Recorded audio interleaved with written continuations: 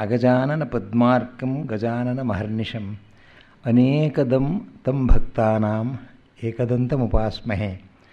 ಗುರುಬ್ರಹ್ಮ ಗುರುರ್ವಿಷ್ಣು ಗುರುರ್ದೇವೋ ಮಹೇಶ್ವರಃ. ಗುರುಸ್ಸಾಕ್ಷಾತ್ ಪರಂಬ್ರಹ್ಮ ತಸ್ಮೈ ಶ್ರೀ ಗುರವೇ ನಮಃ. ರಾಮಾಯ ರಾಮಚಂದ್ರಾಯ ರಾಮಭದ್ರಾಯ ವೇಧಸೇ ರಘುನಾಥಾಯ ನಾಥಾಯ ಸೀತಾಯ ಪತಯೇ ನಮಃ. ವ್ಯಾಸಾಯ ವಿಷ್ಣುರೂಪಾಯ ವ್ಯಾಸರೂಪಾಯ ವಿಷ್ಣವೇ ನಮೋ ವೈ ಬ್ರಹ್ಮನಿಧಯೇ ವಾಸಿಷ್ಠಾಯ ನಮೋ ನಮಃ. ನಾರಾಯಣಂ ನಮಸ್ಕೃತ್ಯ ನರಂಚೈವ ನರೋತ್ತಮಂ ದೇವೀಂ ಸರಸ್ವತೀಂ ವ್ಯಾಸಂ ತತೋ ಜಯಮುದೀರಯೇತ್. ನಮಿಸಿ ನಾರಾಯಣನ ನರನ ಪುರುಷೋತ್ತಮನ ವ್ಯಾಸವಾಗ್ದೇವಿಯರ ಬಳಿಕ ಪೇಳುವುದು ಜಯವ. ಬುದ್ಧಿರ್ಬಲಂ ಯಶೋಧೈರ್ಯಂ ನಿರ್ಭಯತ್ವಮರೋಗತ ಅಜಾಡ್ಯಂ ವಾಕ್ಪಟುತ್ವಂಚ ಹನುಮತ್ ಸ್ಮರಣಾತ್ ಭವೇತ್.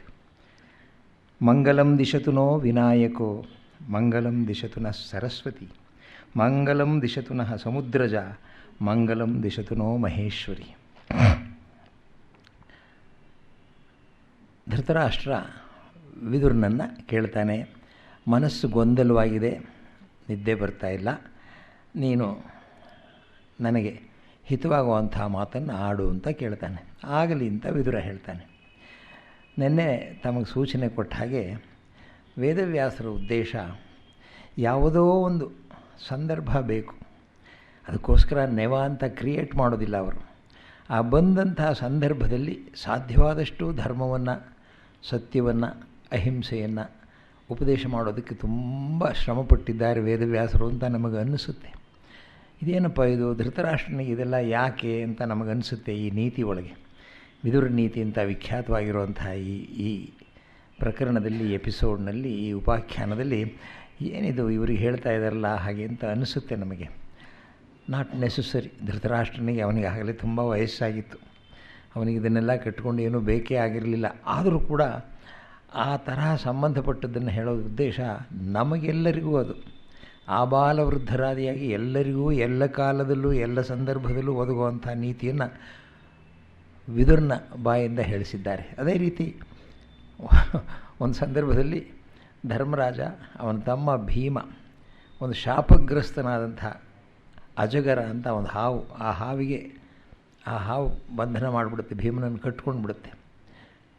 ಧರ್ಮರಾಜನಿಗೆ ತುಂಬ ಆಶ್ಚರ್ಯ ಆಗುತ್ತೆ, ಇದೇನು ಭೀಮ ಬರಲಿಲ್ವಲ್ಲ ಅಂತ ಹೋಗಿ ನೋಡಿದ್ರೆ ಪೂರ್ವಜನ್ಮದ ವಾಸನೆ ಇರುವಂಥ ಒಂದು ಹಾವು ಅಂತ ಹೇಳ್ತಾನೆ. ಅದು ಯಾರು ಅಂತ ಆಮೇಲೆ ರಿವೀಲ್ ಮಾಡ್ತಾರೆ. ಅದಕ್ಕೆ ಅಜಗರೋಪಾಖ್ಯಾನ ಅಂತ ಹೆಸರು.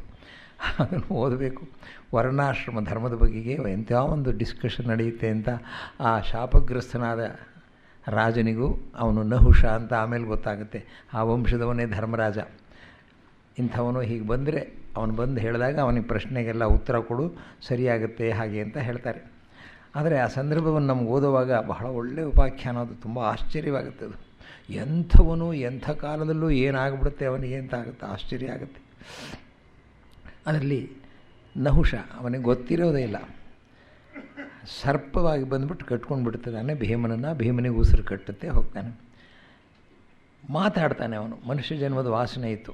ಕಾರಣ ತುಂಬ ತಪಸ್ಸನ್ನು ಮಾಡಿ ಅನೇಕ ಸತ್ಕಾರ್ಯಗಳನ್ನು ಮಾಡಿದಂಥವರಿಗೆ ಯಾವುದೋ ಒಂದು ಸಣ್ಣ ಪಾಪ ಕಾರ್ಯಕ್ಕೆ ಮನುಷ್ಯ ಜನ್ಮ ಬಂದುಬಿಡುತ್ತೆ ಅನ್ನೋದನ್ನು ಮಹಾಭಾರತದಲ್ಲಿ ಅನೇಕ ಸಂದರ್ಭದಲ್ಲಿ ನಮಗೆ ಹೇಳಿದ್ದಾರೆ, ಕಥೆಗಳ ಮೂಲಕ.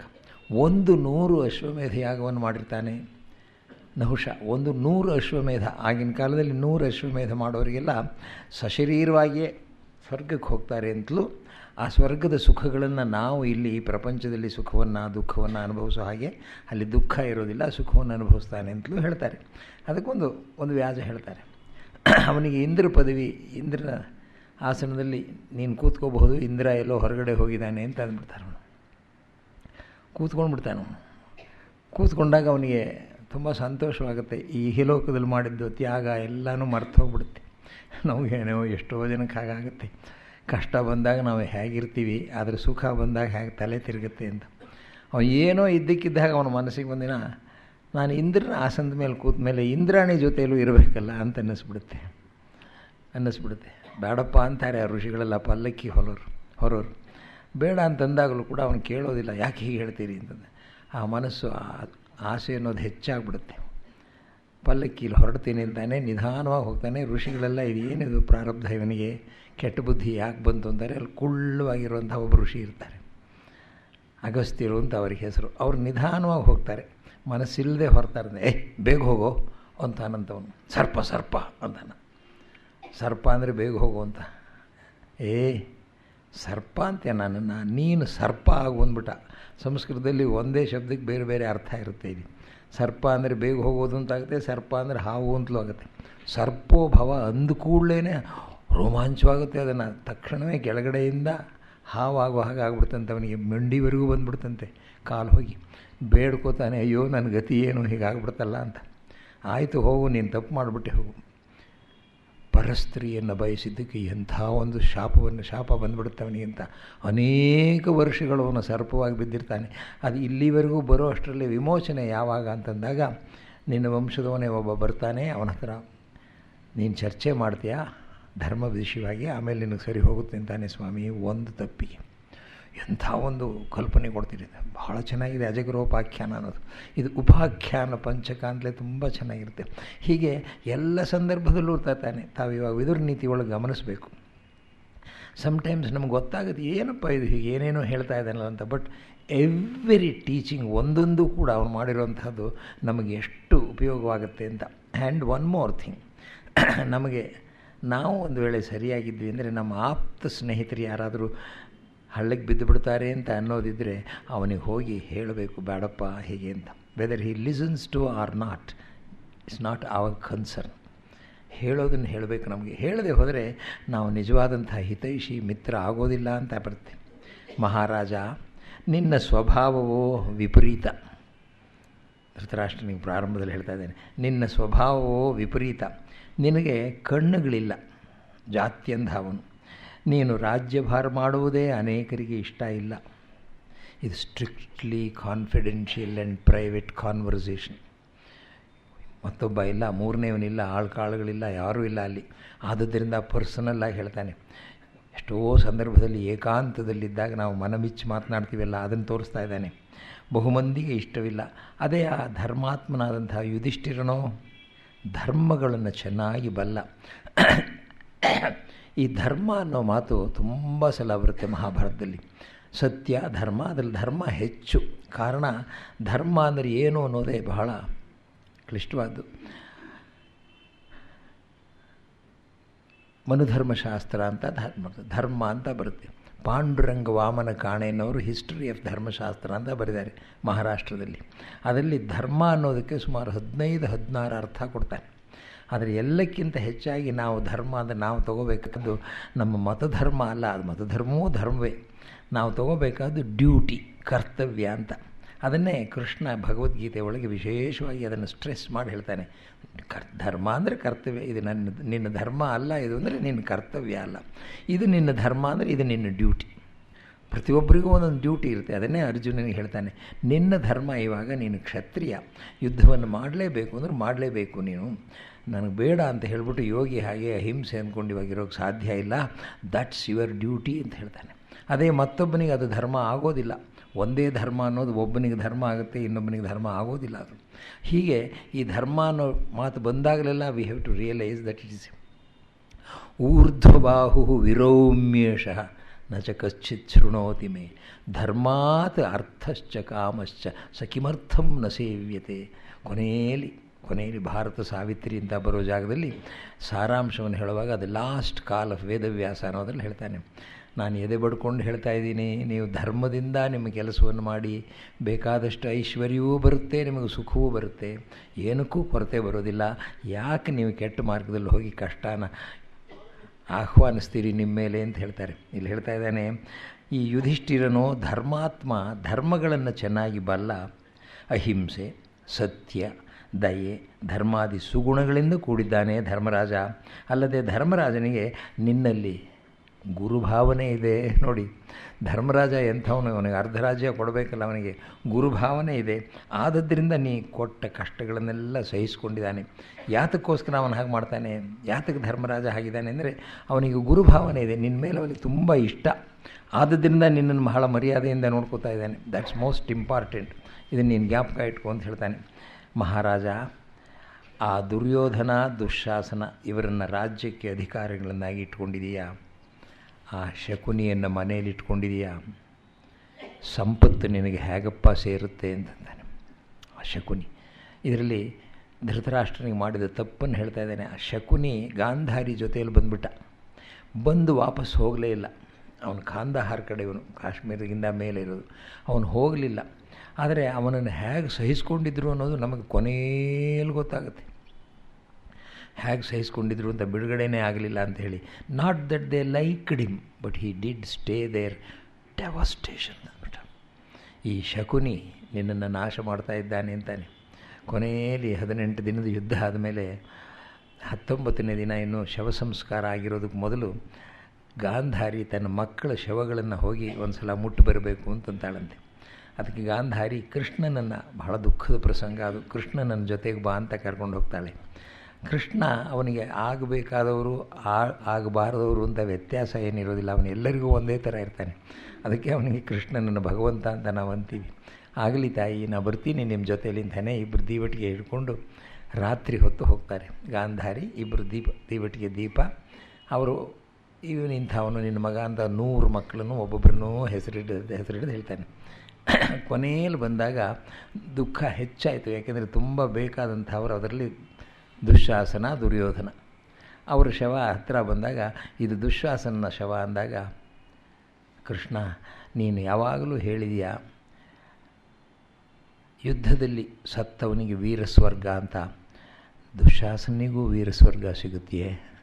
ಆ ದ್ರೌಪದಿಯನ್ನು ತುಂಬ ಕಷ್ಟಪಡಿಸ್ಬಿಟ್ನಲ್ಲ ಅವನು, ಪಾಪ ಅವಳನ್ನೇ ಸಭೆಯಲ್ಲಿ, ತುಂಬಿದ ಸಭೆಯಲ್ಲಿ ಅವನಿಗೂ ಸ್ವರ್ಗವೇ ಎಂದು ಕೇಳ್ತಾಳೆ. ಹೌದು ತಾಯಿ, ಅವನು ಏನು ಮಾಡಿದ್ರೇನಂತೆ, ಯುದ್ಧದಲ್ಲಿ ಸತ್ತಿದ್ದಾನೆ, ಆದ್ದರಿಂದ ಸ್ವರ್ಗ ಅಂತಾನೆ ಕೃಷ್ಣ.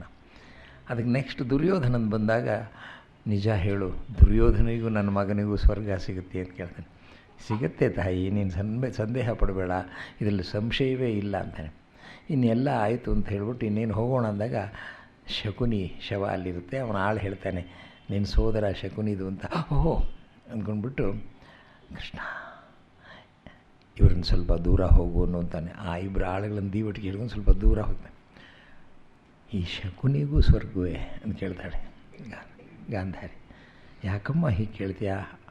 ಅವನಿಗೂ ಯುದ್ಧದಲ್ಲಿ ಸತ್ತಿದ್ದಾನೆ, ಹೋರಾಡ್ದ ಸತ್ತ. ಇಷ್ಟು ದಿನ ನನ್ನ ಮಕ್ಕಳನ್ನು ಹಾಳು ಮಾಡಿಬಿಟ್ಟ, ಸ್ವರ್ಗದಲ್ಲೂ ಹೋಗಿ ನನ್ನ ಮಕ್ಕಳನ್ನು ಹಾಳು ಮಾಡ್ತಾನೆ ಅಂತ ಕೇಳ್ತಾನೆ. ಗಾಂಧಾರಿ ಕೇಳ್ತಾಳೆ. ಜಸ್ಟ್ ಎಂಥ ಸನ್ನಿವೇಶ ನೋಡಿ. ಹೇಗೆ ಆ ತಾಯಿ, ಆ ಗಾಂಧಾರಿ ಅವನನ್ನು ಹೇಗೆ ಸಹಿಸ್ಕೊಂಡಿದ್ದು ಅನ್ಇಮ್ಯಾಜಿನಬಲ್. ಯಾರಿಗೂ ಕಲ್ಪನೆ ಮಾಡೋಕ್ಕೆ ಸಿಗೋದಿಲ್ಲ. ಅಷ್ಟು ವರ್ಷ ಕಾಲ ಅಲ್ಲಿದ್ದು ಎಲ್ಲರನ್ನೂ ನಿರ್ಮೂಲ ಮಾಡಿಬಿಟ್ಟ. ಹೇಳ್ತಾ ಇದ್ದಾನೆ, ಆ ಶಕುನಿಯನ್ನು ನೀನು ಮನೆಯಲ್ಲಿ ಇಟ್ಕೊಂಡು ಎಂಥ ಒಂದು ದುರ್ಗತಿಗೆ ನೀನು ಬಂದುಬಿಟ್ಟೆ ಮಹಾರಾಜ, ನೀನು ಹೀಗೆ ಮಾಡಬಾರ್ದಾಗಿತ್ತು. ಇಲ್ಲಿಂದ ಒಂದೊಂದು ಉದಾಹರಣೆಗಳನ್ನು ಕೊಡ್ತಾನೆ. ಒಂದೇ ಮರದಿಂದ ಸೃಕ್ಕು, ಸ್ರವೆ ಮೊದಲಾದ ಯಜ್ಞಪಾತ್ರೆಗಳು, ಪೀಡನ ಸಾಮಗ್ರಿಗಳು ಉಂಟಾಗುವಂತೆ. ಸೃಕ್ಕು ಸ್ರವೆ ಅಂದರೆ ಹೋಮ ಮಾಡುವಾಗ ಸೌಟುಗಳು, ಆ ಯಜ್ಞದ ಸಾಮಗ್ರಿಗಳು ಬರುತ್ತೆ. ಒಂದೇ ಮರದಿಂದ ಅದನ್ನೂ ಮಾಡ್ತಾರೆ.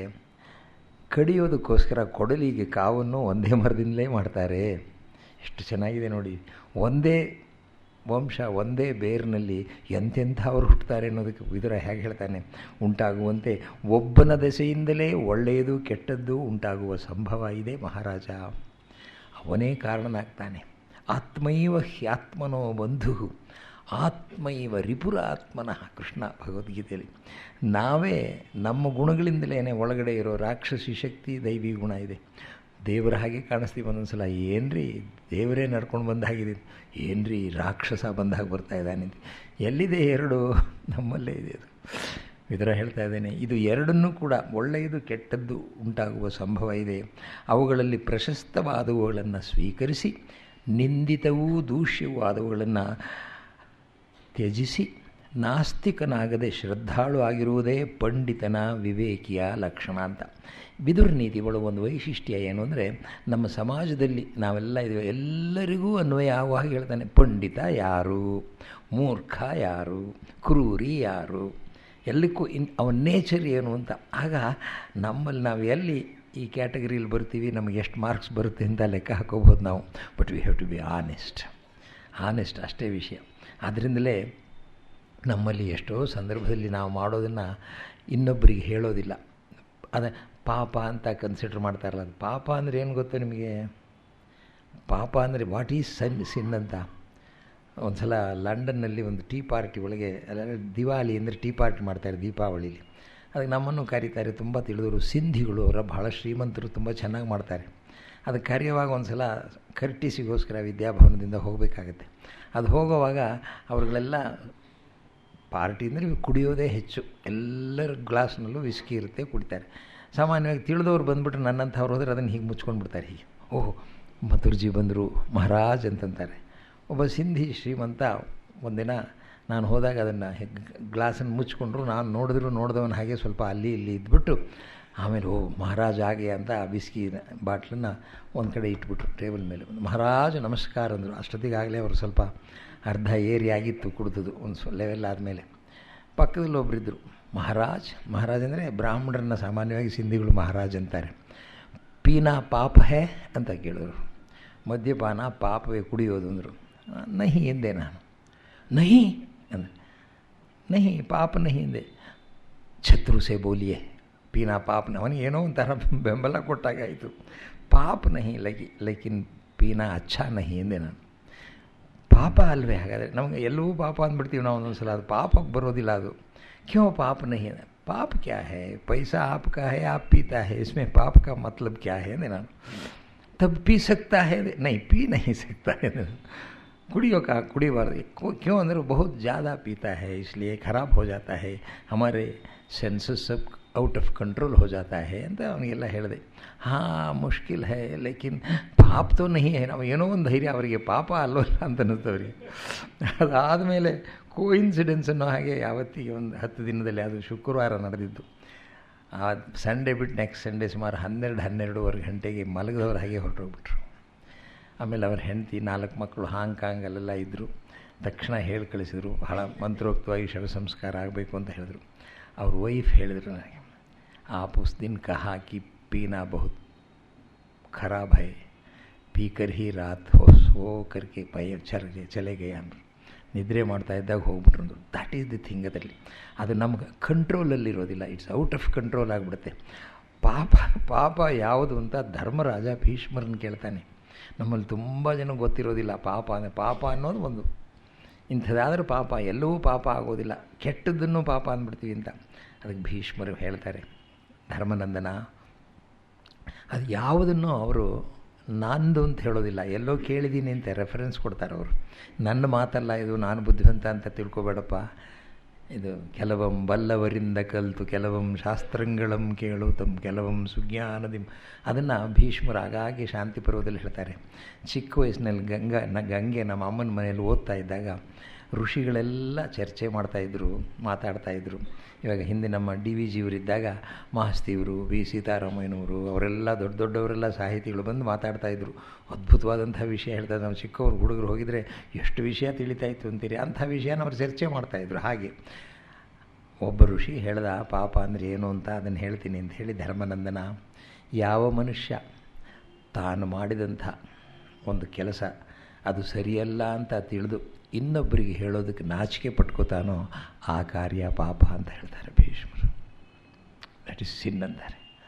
ನಮ್ಮ ಕಾಲದಲ್ಲಿ ನಿಜವಾಗಲೂ ಸತ್ಯ ಶೋಧನೆ ಅಂತ ಹೆಸರಿಟ್ಟು ತಮ್ಮ ಆತ್ಮಕಥೆಯಲ್ಲಿ ಎಲ್ಲ ಮನಸ್ಸಿನಲ್ಲಾಗೋರು ವ್ಯಾಪಾರನೆಲ್ಲ ಬರೆದವರು ಮಹಾತ್ಮ ಗಾಂಧಿ ಅಂತ ಹೇಳ್ತಾರೆ. ಬಹಳ ಕಷ್ಟ ಮನುಷ್ಯನಿಗೆ ಹೇಳೋದು. ನಮ್ಮ ದೌರ್ಬಲ್ಯಗಳನ್ನು ನಾವು ಹೇಳೋದಕ್ಕೆ ನಾಚಿಕೆ ಪಟ್ಕೋತೀವಿ. ನಮ್ಮಲ್ಲಿರೋ ಸುಗುಣಗಳ ಬಗ್ಗೆ ಬಡಾಯಿ ಕೊಚ್ತೀವಿ ನಾವು ಬೇಕಾದಷ್ಟು ಎಲ್ರಿಗೂ ಗೊತ್ತಾಗೋ ಹಾಗೆ. ಆದರೆ ವೀಕ್ನೆಸ್ಸನ್ನು ಹೇಳೋದಕ್ಕೆ ನಮಗೆ ಬರೋದಿಲ್ಲ. ಅದು ಯಾಕೆಂದರೆ ಅದು ಪಾಪ ಅಂತ ನಮ್ಮ ಮನಸ್ಸನ್ನು ಚುಚ್ತಾ ಇರುತ್ತೆ. ಅಂಥ ಪಾಪ ಇಲ್ಲಿ ಹೇಳ್ತಾ ಇದ್ದಾನೆ. ಪಂಡಿತನ ಲಕ್ಷಣ, ನಾಸ್ತಿಕನ ಲಕ್ಷಣ, ಮೂರ್ಖನ ಲಕ್ಷಣ, ದಾನಿಯ ಲಕ್ಷಣ ಎಲ್ಲವನ್ನೂ ಹೇಳ್ತಾನೆ ಇಲ್ಲಿ ವಿದುರ. ಅದೇ ವೈಶಿಷ್ಟ್ಯ. And we do, all of us do come under this categories. ಅದ್ರ ಕೆಳಗಡೆ ಬರ್ತೀವಿ. ಮಹಾರಾಜ ಪಂಡಿತ ವಿವೇಕಿಯ ಲಕ್ಷಣ ಯಾವುದು ಅಂದರೆ ಕೋಪ, ದರ್ಪ, ಅತ್ಯಂತವಾದ ಹರ್ಷ, ಲಜ್ಜೆ, ಅಹಂಕಾರ ಇವುಗಳಿಗೆ ಬಲಿಯಾಗದವನೇ ನಿಜವಾಗಲಂಥ ಪಂಡಿತ. ಒಂದೊಂದನ್ನು ನಾವು ಇಟ್ಕೋಬೇಕಿದ್ರೆ ಒಂದೊಂದನ್ನು ಜ್ಞಾಪಕ ಇಟ್ಕೊಂಡು ಬರ್ಕೊಂಡು, ಬಹಳ ಮುಖ್ಯವಾದ ಕೋಪ. ಆ ಕೋಪ ಅನ್ನೋದು ಎಷ್ಟು ಬೇಗ ಬಂದುಬಿಡುತ್ತೆ ನಮಗೆ ಅಂತಂದರೆ ಆಶ್ಚರ್ಯವಾಗುತ್ತೆ. ನಮ್ಮನ್ನು ತಿಂದು ಹಾಕಿಬಿಡುತ್ತೆ. ನನಗೆ ಬರೋದಿಲ್ಲ ಅಂತಲೇ ಇರ್ತೀವಿ. ಒಂದೆರಡು ಸಲ ಮಾತನ್ನು ಅದನ್ನೇ ಹೇಳಿದ್ರೆ ಕೋಪ ಬಂದುಬಿಡುತ್ತೆ. ಆ ಅಹಂಕಾರ ಅನ್ನೋದು ಇಲ್ಲ ಅಂತಲೇ ತಿಳ್ಕೊಂಡಿರ್ತೀವಿ, ಅಹಂಕಾರ ಬಂದುಬಿಡುತ್ತೆ. ಅದನ್ನೆಲ್ಲ ಆ ಇಂದ್ರಿಯ ಅನ್ನೋದು ಬಂದ್ಬಿಟ್ಟು ನಮ್ಮನ್ನು ಬಹಳ ಕೆಡಿಸ್ಬಿಡುತ್ತೆ.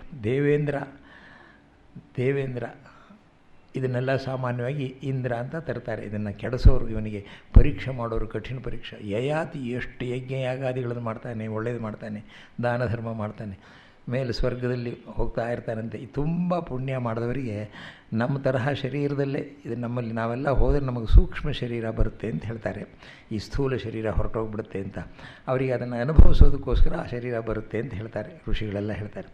ಒಂದಿನ ಸಾಯಂಕಾಲ ನಡ್ಕೊಂಡು ಹೋಗ್ತಾ ಇದ್ದಾಗ ಯಯಾತಿನ ಹೊಗಳ್ತಾ ಹೋಗ್ತಾ ಇದ್ದಂತೆ ಇಂದ್ರ, ನೀನು ಅಂಥವನು, ನೀನು ಇಂಥವನು, ಇಂಥ ಧರ್ಮ ಕಾರ್ಯ ಮಾಡಿದೆ, ಛತ್ರ ಕಟ್ಟಿಸ್ದೆ, ಕೆರೆ ತೋಡಿಸ್ದೆ, ಆ ಕಾಲುವೆ ಮಾಡಿಸ್ದೆ ಅಂತ. ಅಯ್ಯೋ ಅದನ್ನೆಲ್ಲ ಏನು ಹೇಳ್ತೀರಿ, ನಾನೇನು ಮಹಾ ಮಾಡಿಸಿದ್ದೀನಿ, ಎಷ್ಟು ಜನ ಎಷ್ಟು ಮಾಡಿಸಿದ್ದಾರೆ ಅಂತಲೇ ಇದಾನಂತೆ ಯಯಾತಿ ಪ್ರತಿನಿತ್ಯ. ಒಂದಿನ ಇಲ್ಲು ಒಂದು ಮಾತಿಗೆ ಉತ್ತರ ಕೊಟ್ಬಿಡು, ನಿನ್ನಷ್ಟು ದಾನವನ್ನು ಯಾರಾದರೂ ಮಾಡಿದಾರೋ ಹೇಳು ಒಂದಂತೆ ದೇವೇಂದ್ರ. ಅಯ್ಯೋ ಏನು ಹೀಗೆ ಕೇಳ್ತೀರಿ, ಏನು ಹೀಗೆ ಅಲ್ಲ, ನಿನ್ನಷ್ಟು ಯಾರಾದರೂ ಮಾಡಿದಾರೋ ಹೇಳು. ಬಹುಶಃ ಯಾರೂ ಇಲ್ಲ ಅಂತ ಕಾಣುತ್ತೆ ಅಂದ್ಬಿಟ್ಟ ಸ್ವಾಮಿ. ಬಾಗಿಲು ತೆಗೆದುಬಿಟ್ಟ, ಡಬಕ್ಕಂದಾಗಿ ಬಿದ್ದುಬಿಟ್ಟ ಯಯಾತಿ. ಆ ಯಯಾತಿ ಪತನ ಅನ್ನೋದೇ ಮಹಾಭಾರತದಲ್ಲಿ ನೀವು ನೋಡಬೇಕು, ಒಂದು ತಲೆ ಕೀಳಾಗ ಬಿದ್ದುಬಿಡ್ತಾನು. ಒಂದೇ ಒಂದು ಮಾತು ಅಂದರೆ ಎಂಥ ಒಂದು ಕಠಿಣ ಪರೀಕ್ಷೆ ಬಂದಾಗ ನಮ್ಮ ಯೋಗ್ಯತೆ ಗೊತ್ತಾಗುತ್ತೆ ಅನ್ನೋದು ಬಹಳ ಮುಖ್ಯ. ಇದು otherwise we are all right. Time ಬರಬೇಕು ಒಂದು ಸಂದರ್ಭದಲ್ಲಿ, ಆ ಪರೀಕ್ಷೆ ಬಂದಾಗ ನಾವು ಅದನ್ನು ಎದುರಿಸಬೇಕು. ಇಲ್ಲಿ ನೋಡಿ ಒಂದೊಂದನ್ನು ಹೇಳ್ತಾನೆ. ವಿವೇಕಿ ಕೋಪ, ದರ್ಪ, ಹರ್ಷ, ಲಜ್ಜೆ, ಅಹಂಕಾರ ಇವುಗಳಿಗೆ ಬಲಿಯಾಗದವನೇ ಪಂಡಿತ. ಬಲಿಯಾಗದೇ ಇರೋರು ಎಷ್ಟು ಜನನೋ ಕೇಳಬೇಕು ನಾವು. ಯಾರ ಕರ್ತವ್ಯವಾಗಲಿ ಮಹಾರಾಜ, ಕಾರ್ಯದಲ್ಲೂ ಯೋಚನೆಯಾಗಲಿ ಬೇರೊಬ್ಬರಿಗೆ ತಿಳಿಯದೆ ಆ ಕಾರ್ಯವು ಮುಗಿದ ಮೇಲೆಯೇ ಬೇರೆಯವರಿಗೆ ತಿಳಿಸುತ್ತಾನೋ ಅವನೇ ಪಂಡಿತ. ನಮ್ಮಲ್ಲಿ ಹೀಗೆ ಮಾಡ್ತೀವಿ, ಹಾಗೆ ಮಾಡ್ತೀವಿ ಅಂತ ಅಂತ ಹೇಳ್ಕೊಂಡು ಬಿಡ್ತೀವಿ. ಕೊನೆ ಒಳಗೆ ಯಾಕಪ್ಪ ಹೇಳ್ಕೊಂಡೆ ಅಂತ ಅನ್ನಿಸ್ಬಿಡುತ್ತೆ. ಇವಾಗ ನೀವು ಕಥೆ ನೋಡ್ತಾ ಇದ್ದೀರಲ್ಲ, ಬೆಳಗ್ಗೆ ಬರ್ತಾ ಇರೋದ್ರಲ್ಲಿ ಧರ್ಮರಾಜ ಎಷ್ಟು ಮರುಗ್ತಾನೆ ನೋಡಿ. ರಾಜಸೂಯಾಗ ಮಾಡು ಅಂತ ನಾರದರು ಹೇಳ್ಬಿಟ್ರು. ಆಗಲಿ ಅಂದ್ಬಿಟ್ಟ. ಅಯ್ಯೋ ಮುಲು ಒದ್ದಾಡ್ತಾನೆ. ನಮಗೆ ಓದೋರಿಗೆ ಅದನ್ನು ಬಹಳ ಕಷ್ಟವಾಗುತ್ತೆ. ಯಾಕಪ್ಪ ಅಂತ ಏನೇನೆಲ್ಲ ಯೋಚನೆ ಮಾಡ್ತೇನೆ. ನಾನು ಮಾತು ಕೊಟ್ಬಿಟ್ಟೆ, ನಾ ಏನು ಮಾಡಲಿ. ಮಾತು ಕೊಟ್ಟ ಮೇಲೂ ಅದನ್ನು ನಡೆಸದೇ ಇರೋರಿಗೆ ಅದರ ವಿಷಯ ಅವರಿಗೆ ಸಂಬಂಧ ಬರೋದಿಲ್ಲ. ಇದು ವಚನ ಅಂತಂದರೆ ಮಾತು ಕೊಟ್ಟ ಮೇಲೆ ನಡಿಬೇಕು. ತನ್ನ ಹೆಂಡತಿಗೆ ಮಾತು ಕೊಟ್ಟಿದ್ದಾನೆ ದಶರಥ. ಶ್ರೀರಾಮ ಕಾಡಿಗೆ ಹೋಗ್ತಾನೆ. ಬೇಡ ಕಣೋ, ನಾನು ಮಾತು ಕೊಟ್ಟವನು, ನೀನು ಇಲ್ಲೇ ಇರು ಅಂತ ದಶರಥನಿಗೆ ಹೇಳೋಕೆ ಆಗಲಿಲ್ಲ. ಕಾರಣ ಅಪ್ಪನ ಮಾತನ್ನು ಮಗ ನಡೆಸ್ತೀನಿ ಅಂತಾನೆ. ಅಪ್ಪನ ಮಾತನ್ನು ಇವಾಗ ಎಷ್ಟು ಜನ ಇದ್ದಾರೆ ಹಾಗೆ ಹೇಳೋರು. ನಮ್ಮ ಅಪ್ಪ ಮಾತು ಕೊಟ್ಟರೆ ಅವನನ್ನು ಹೋಗಿ ಕೇಳಯ್ಯ ಸತ್ತೋದ ಮೇಲೆ ಅಂತಂತಾರೆ. ಅವ್ನು ಸತ್ತೋಗ್ಬಿಡ್ತಾನೆ ಅಂತಂದರೆ ನಮಗೇನು ಅಂತಂದುಬಿಡ್ತೀವಿ ನಾವು. ಇಂಥ ರಾಮಾಯಣವನ್ನು ಓದಿವು ಕೂಡ ನಾವು ಹೀಗಾಗ್ಬಿಟ್ಟಿದ್ವಿ. ಹೀಗಾಗ್ತಾ ಇಲ್ಲಿ ಹೇಳ್ತಾ ಇದ್ದಾನೆ, ಬೇರೊಬ್ಬರಿಗೆ ಯಾವುದಾದ್ರು ಕೆಲಸವನ್ನು ಮಾಡುವಾಗ ಕ್ವಯೆಟ್ಟಾಗಿ ಮಾಡಬೇಕಂತೆ. ಅದನ್ನು ತುಂಬ ಪಬ್ಲಿಸಿಟಿ ಕೊಟ್ಟರು ಮಾಡಿದ್ವಿ. ಕಾರಣ ಒಂದು ವೇಳೆ ಅದು ನಮಗೆ ಆಗಲಿಲ್ಲ ಅಂದಾಗ ನಾವು ಮುಖ ತೋರಿಸೋಕ್ಕಾಗೋದಿಲ್ಲ. ಧರ್ಮರಾಜ ಅದನ್ನೇ ಹೇಳ್ತಾನೆ ಅದರಲ್ಲಿ. ಅಯ್ಯೋ ನಾನು ಮಾತು ಕೊಟ್ಬಿಟ್ಟೆ, ಇವನು ಮಾಡಲಿಲ್ವಲ್ಲ ಅಂತ ಹೇಳಿ ಎಲ್ಲ ನಗ್ತಾರಲ್ಲ ನಾನು ನೋಡಿಬಿಟ್ಟು, ನಾನೇನು ಮಾಡಲಿ ಅಂತಾನೆ. ದೇರ್ ಫಾರ್ ಕ್ವಯೆಟ್ಟಾಗಿ ಪ್ರಿಪೇರ್ ಆಗಿ ಚೆನ್ನಾಗಿರುವಾಗ ಬರಬೇಕು.